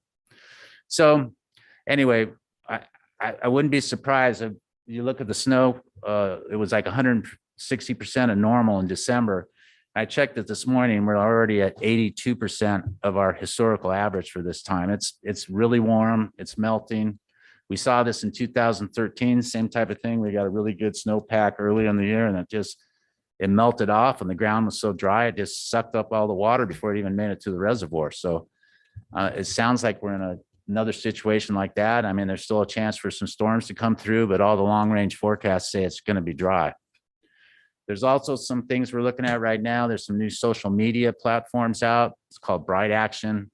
I'm looking at this with some of my partners in the community about it gets people to take action and they can compare what other people are doing in the city and maybe give some feedback for some ideas that they may have and get everybody in the spirit to save water. So we're looking at trying to get technology, word of mouth, print ads, anything we can to try to get people to be as efficient with water as possible. So that's the end of my presentation. Thank you, sir. And I'd entertain any questions from anybody. Any questions from council? Mayor Velazquez. Go ahead, sir. Thank you, Mayor. First of all, thank you. It was very informative. I appreciate it very much. In your presentation, you listed stage one. Are we currently officially in stage one? We proclaimed stage one in May of this last year. And we've stayed at that level for now. But like I said, our imported waters, we're going to get nothing, no allocations like that. We might be taking it up to stage two. And what would trigger stage two, and what does stage two look like, please? It would just be that we had a, much more severe drought. It would be our imported waters would be slashed, our imported water supply. And stage two is essentially stage one, but mandatory. Okay. Last time we went through this in 2015, we got the code enforcement from the city to help us. They were going out in the early morning and on weekends. We had a spreadsheet that we maintain in Google Documents. That way I could get into it and the other agencies could get into it. They'd make a note of the address, what the violation was, and then I would follow up with a letter and phone call. And the good thing about that is I would say 90% of the time, most people complied. They either didn't know or just weren't paying attention, And most people, when you approached them, I didn't get anybody that got angry. Most people were thankful that we brought it to their attention. And like I said, they turned things around and complied with the ordinances. So we have to do that. We're prepared to do that. And then we'll need the city's help. And I know you guys are ready to step in. So. Okay. And Mr. Miller, I'm wondering if there'd be a way to take one or more of the slides from Mr. Novak in regards to the stage and put that type of stuff in our utility bills, because I'm honestly not convinced many people know we're even in stage one. And the concern about having to roll to stage two. I think education would be good. I'm wide open. I don't know, but if we could, I'd appreciate that. Yeah, we'll work with Sean and get something into our utility bills. We Okay. Yeah, usually do about this it is time. hard getting, as you guys know, getting the word out to the people here. I do have articles, I have ads, and people just are oblivious. And I understand people are very busy, especially the commuters. They're just trying to survive more than anything. So I understand that. But the main thing I want to get across today is we are in drought. It is a severe situation. It's not the end of the world, but we do have to be very careful with our water use. In my agency, it's a free agency. We got all kinds of ways we can help you with water use, leak checks, irrigation assistance, free shower heads. And if people would just call us, have us come out to their house. It only takes us a half hour to 45 minutes. We can check to see if there's any leaks, make sure their irrigation controllers are working, and they have all the latest, low flow devices that we can provide. And it's well worth it. Not only will they save water, they'll save money and help the rest of the community. So it's a win for everybody. Right. And so when you're doing these free services, do you have a COVID protocol for people that might be concerned about that? Absolutely. Yeah.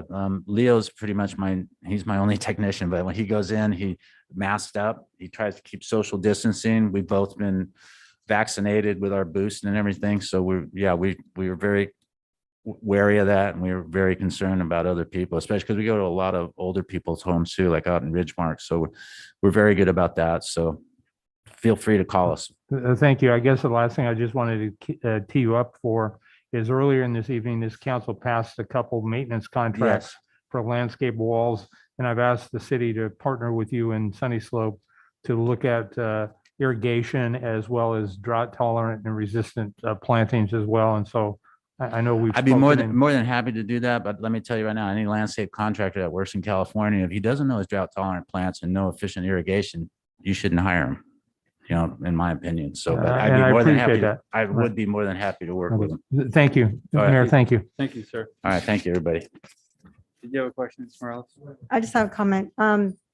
Love for my residents in District 3 or facilitate any in any district to be able to facilitate actually going to the various communities and doing a presentation. Absolutely. Also, I'm not sure if we have a youth advisory council, if those seats are filled, but I would love for our youth advisory council to partner with you. I know in other jurisdictions, we use youth advisory councils. They develop digital marketing campaigns where they're able to reach, 10,000, 20,000 folks in a very short period of Yeah, the time. schools they've been wonderful until the pandemic. It's been really hard for me to maneuver in there, but we were reaching about 2,000 students a year with our programs because we take them on field trips to the water treatment plant, to the wastewater plant.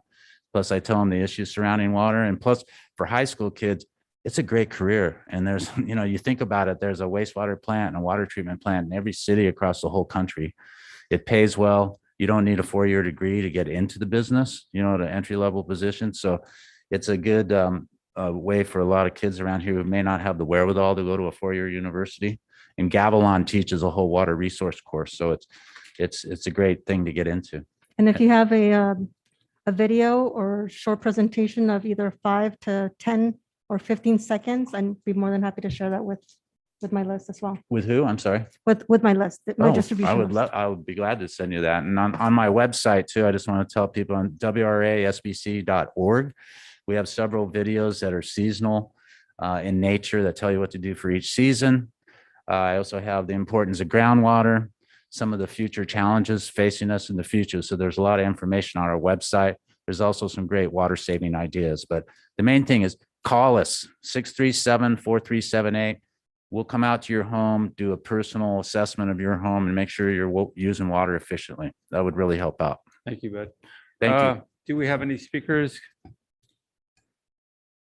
Comment cards? We have no speakers, Mr. Mayor. Thank you, sir. Appreciate the update. We'll now move to item G4.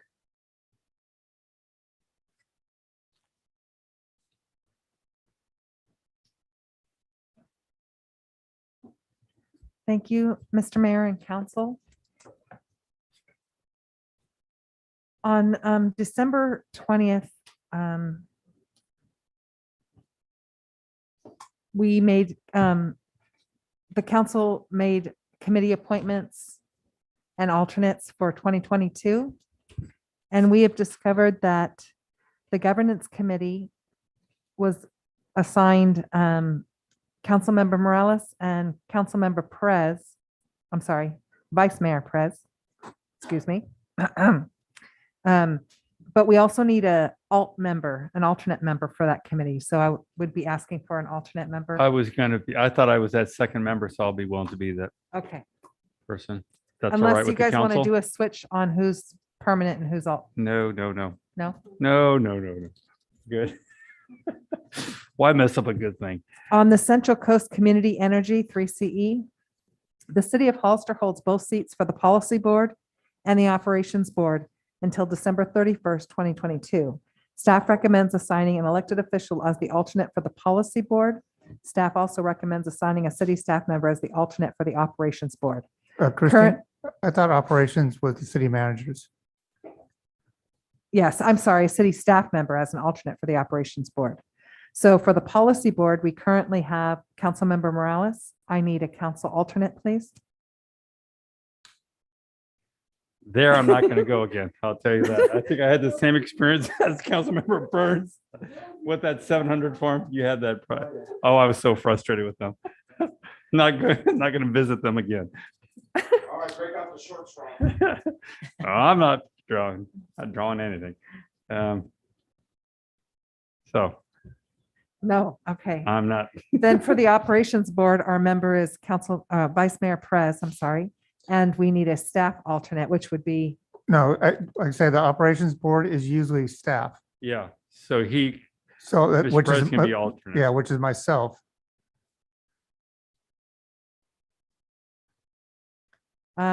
according to Heather at 3CE, she said that we need, she recommended that we assign an elected official as an alternate for the policy board and assigning a city staff member as an alternate for the operations board. Okay. So if you want to put Councilmember Perez, I'm sorry, Vice Mayor Perez as the alternate for the policy board, I think we also need a council member for the operations board. No, the No, operations you board need would be staff- a you need an staff member. alternate staff member, and I can get you that. I get to be alternate for the policy board and current member of the operations board. Why does that sound like a setup? Because I'm not going to do that. You're not part of the operations board. Part of the, So I just need an I'm on alternate. enough councils and committees. I'd like to see, I don't know, I'd like to get if I could get a copy, a new copy As soon of- as tonight's over, I'll send an of updated every, copy to of all everybody. the, Yeah. committees, because I want to make sure that everyone's getting the fair share, because I'm getting more than enough for my So I share. have no alternate then for the policy board is what I'm hearing, and City Manager Miller will be the staff alternate for the operations. Is that No, correct? no, I am this, I am the staff. But I'll get you a staff alternate. Okay. Oh, okay. So the question is, Mr. Perez currently is considered, you thought you were The operations member. board. Yeah, I thought he was the So- alternate. Can you just switch that to the alternate? So is the that would be, question. you would only attend if Councilmember Morales could not attend.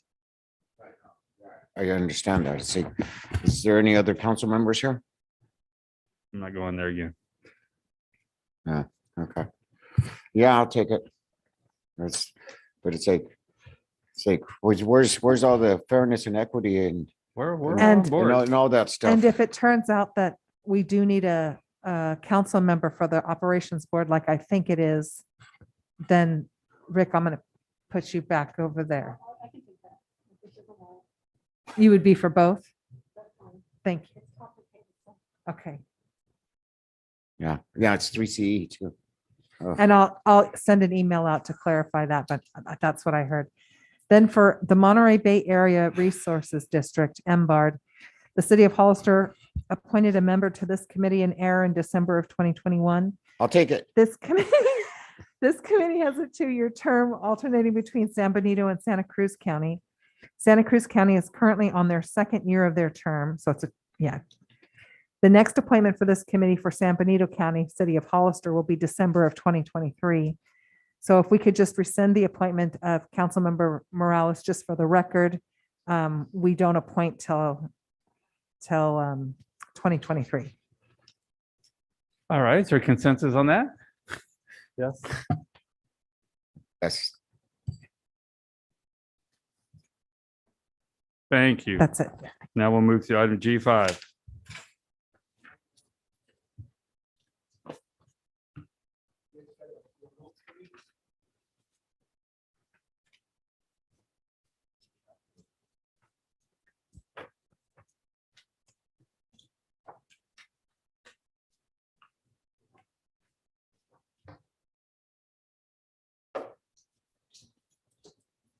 Good afternoon. I'm sorry. Good evening, Mayor and council members.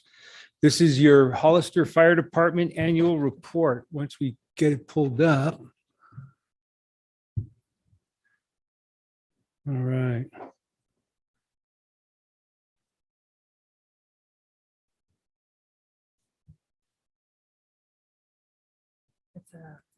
Well, as they get that going, I'm going to go ahead and go through some of the slides real quick here. Hollister Fire Department's mission is to provide and enhance the quality of life through public safety and life safety, fire compliance by adhering to the fire code, and provide for a safe environment.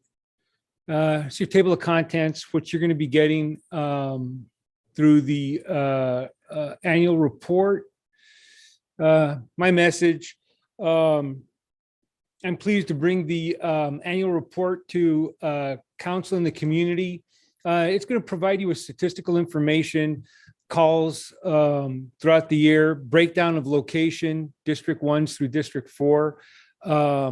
Also, the department last year faced a multitude of challenges with the pandemic, with strike team assignments throughout the state, had 5 deployments, and through it all, we maintained the continuity of operations. So although we were faced with a considerable amount of out of the ordinary anomalies, we were still able to provide the community with the same level of support that it usually experiences when we don't have pandemic. This year, we're going to be looking at a community-based strategic plan. And I'm working with the county and RMA, the county RMA, about trying to develop a Station 5 out at San Juan Oaks. and a renewal of all of our auto aid agreements with CAL FIRE, Gilroy, and the various agencies surrounding us. Introduction, 1,400 square area miles. We provide service to San Juan Bautista, San Benito County, and the city of Hollister as a shared service agreement. Prior to this contract, we had 3 different agencies, 3 different forms of training, all under the State Fire Marshal's office and 3 different budgets. With us managing this contract, which is extremely unique, I believe we are the only city in the state of California that has a county contract and provides support throughout the state. So with that, there's an elimination of duplication of effort in this county. So exactly what a shared service agreement entails. This year, we're purchasing apparatus. The department has completed an academy and put 6 personnel in place that we had to replace from retirements, from moving on to other jobs and so forth.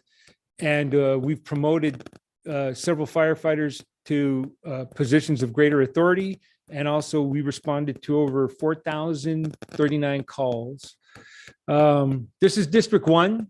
As you can see, that's the yellow outlined area is the downtown area, the area that we're in right now. We experienced 1,884 calls. Most of those calls are rescue and emergency services, as we know. So 61% of the calls in District 1 were medical aids. Most of them, and what I'll do next time is identify them by vehicle accidents also as part of the rescue. I think we're going to need to start taking notice as the community grows, how many vehicle accidents that we're experiencing in different jurisdictions. District 2 South, that's your just in and around the area of Ridgemark, Union Road, the Target area. They experienced over 1,500 calls, and the greater majority of those calls were medical aids, vehicle accidents, and rescue at a total of 988 calls. District 2 is split up in 2 positions or in 2 zones, District 2 South and District 2 East. District 2 East is, I'd say, anything below Volado Park, Tres Pinos. And as you can see, you only had 20 calls there. Because it's not that densely populated. So that's pretty much common of the area. District 3 being the northern area, the purple outlined area, you have a total of 338 calls, and 58% of those calls were medical aids, rescues, and other services. You got 198 calls in that. District 4, out in the San Juan Bautista area, the green shaded area, they had 272 calls, with 57% of those being rescue, emergency services, vehicle accidents, a total of 160. The unique thing about this is the west side district of this fire protection contract is coming from San Juan Bautista, where they come into our area a lot more than we go into their area for them to provide us support in our western districts. Today, as a matter of fact, they came in all the way into Primrose, which is just past Beverly, in order to do a public assist. We had to get somebody out of their car and into a different vehicle. Because they were experiencing some significant difficulty due to unfortunately, their size. The engine that normally handles that area had to go all the way down to the Pinnacles in order to do a rescue. So that was a 4-hour call, just that one call. And just because that one call happened, the continuity of operations still had to maintain.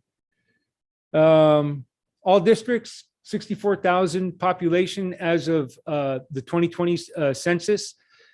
You have 1,400 square area miles, a total of 4,039 calls, and 2,511 of those calls were rescue and emergency services. That number you see up top right there is a state mandate, State Bill 1205.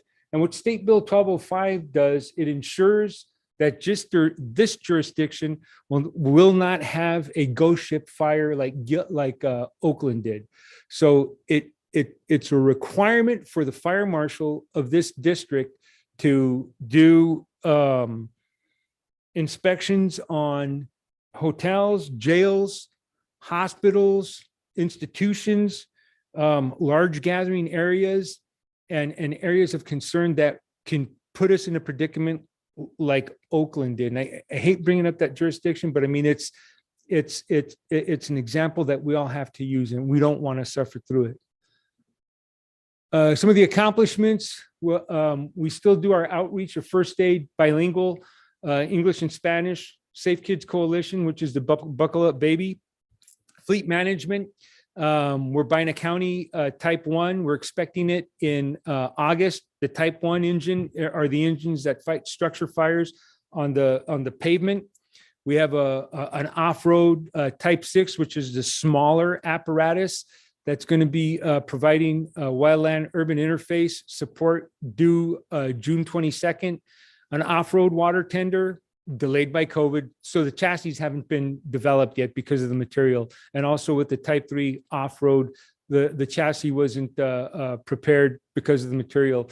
And we have a $1.5 million budget approved for a ladder truck. We still have we just received our OES type 6 rig, which is another off-road rig. So when the city of Hollister gets deployed to a state deployment, a state assignment, we use their vehicles. So we don't have to put our apparatus in any kind of danger or any wear and tear. Chief Dover there applied for a $600,000 grant to buy auto extrication equipment, which is the Jaws of Life, saws, spreaders, tools to do vehicle extrication. He bought 3 sets, and those 3 sets are for regional use, and they're helping out Aromas, San Benito County, and the city of Hollister. Last year, we went on 1 assignment, 5 strike teams, deployments, weather events, and positioning for expected potential weather events. Software upgrades, that's just some of the data that we use to archive our information. Training, the number you see there, 214 hours, is a minimum of what firefighters do for their annual training. This is something that the fire marshal's office mandates for our firefighters to continue to provide service. There's outside training that they take also that probably doubles or triples that number right there. And I'll get those numbers as soon as I get a tally of it. This is a little soon in the calendar year for us to generate those numbers.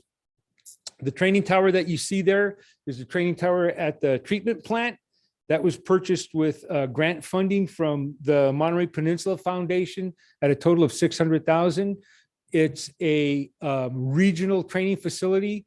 Next month, Gilroy Police Department's SWAT team is going to use it to clear out buildings and use it for their canine team. Fire prevention, they went over 1,700 inspections last year in the calendar year. As you see, some of the inspections, the inspections I was talking about on SB 1205 are the hotels, the apartments, the schools, and the jails. And then you have other inspections, which is mainly new construction in some of the businesses downtown. The graph you see on the right-hand side is the graph of this current fiscal year, which is July through December 31st. And you have a total of 1,123 actual inspections, which shows us by the time we get to the end of the fiscal year, it's going to probably be doubled what we did last year because of the growth and the construction. Funding sources. You're correct in your statement, Mayor, about the city of Hollister doing its best to try to get outside funding sources from either the state, Monterey Peninsula Foundation being a private entity, or the feds. 1/3 of the Hollister Fire Department's budget comes from an outside funding source. You have the fire contract at $2.26 million. You have fire impact fees of 272,000. The FEMA Safer Grant last year was up and around $500,000. And you have strike team reimbursements. So every time our folks go out on a strike team, they get a reimbursement plus a 10% admin fee, which is incorporated into the reimbursement of a total of $308,000. Fire prevention itself last year generated $520,000. And that was for cost recovery of our fire marshal and whoever else he can go get with him who's qualified to do inspections on new construction, on the SB 1205, and anything that was brought to our attention. This right here is a slide that kind of basically explains our intent with the contract and the fire protection that we provide within the county. It boils down all three entities, all three jurisdictions into one administrative management, one budget, and one single line of effort so we can provide the best service to the community. We're comprised of operations, training, planning, logistics, and administration with the Bureau of Fire Prevention to help with the mitigating effort of minimizing all the fire calls that we have out there. And that concludes my presentation. Are there any questions? Thank you, sir. Any questions from council? Do we have any speaker cards?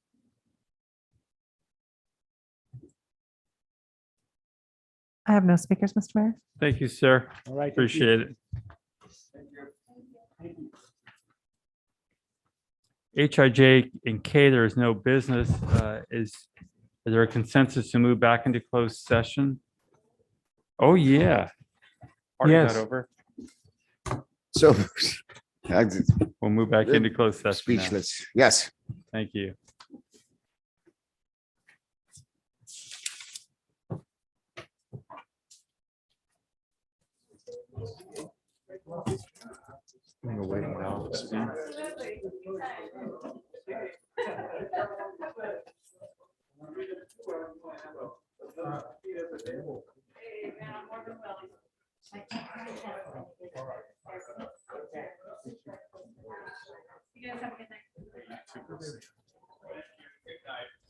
Good night.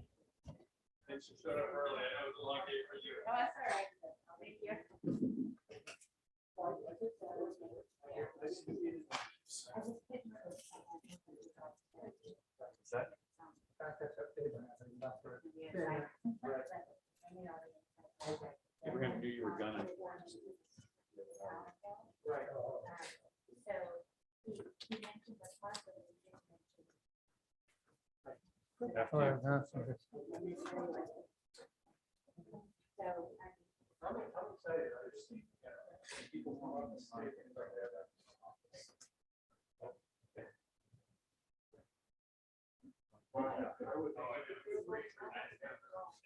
Okay. Did you mark it off? Oh my God. I'll look it up. I'll see. Thank you. Yeah. We got it.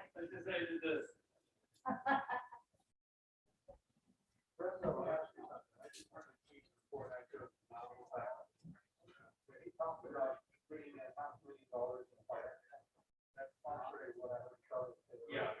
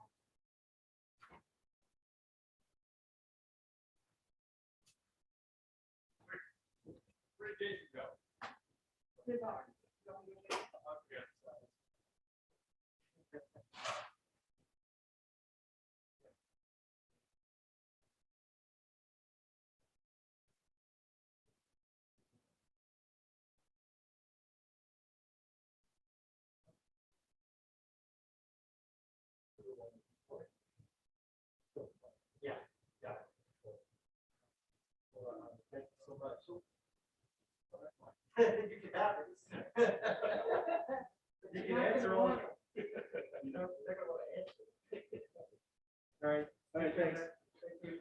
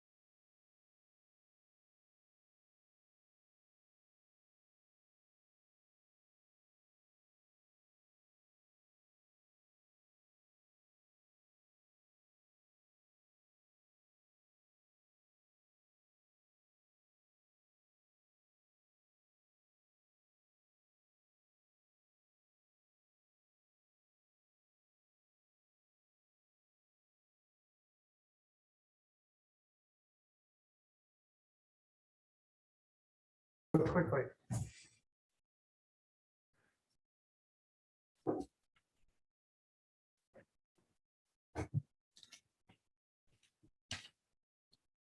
All right.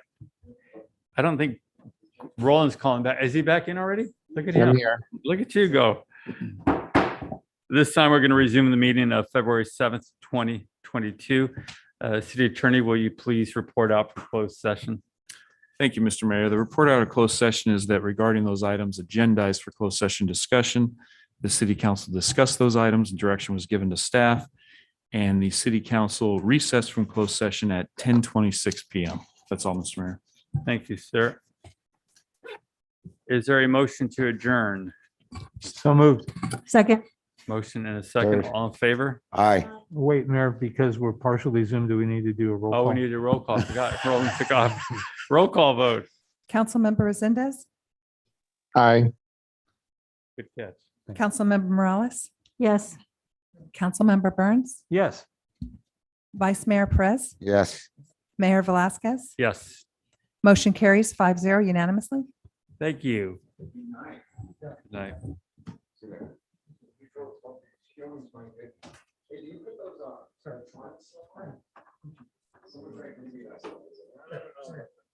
Hey, you know what? I think I was into the last